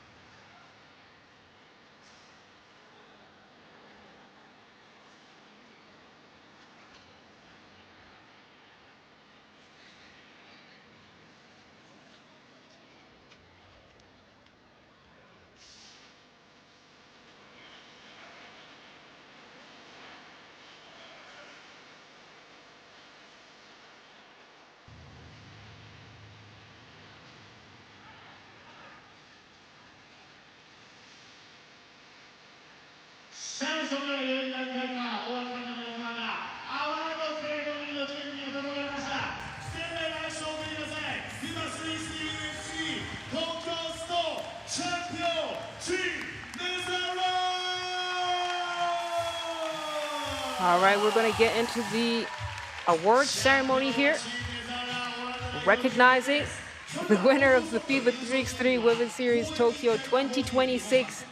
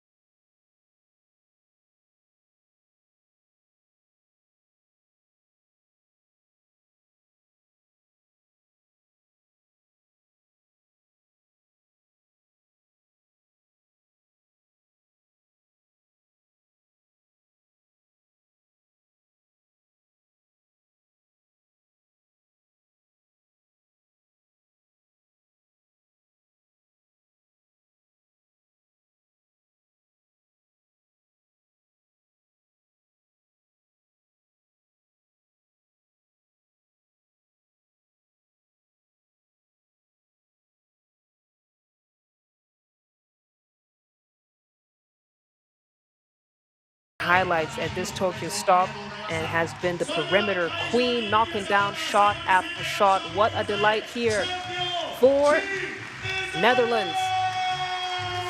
Tokyo has delivered exactly what you'd expect at this stage of the women's series.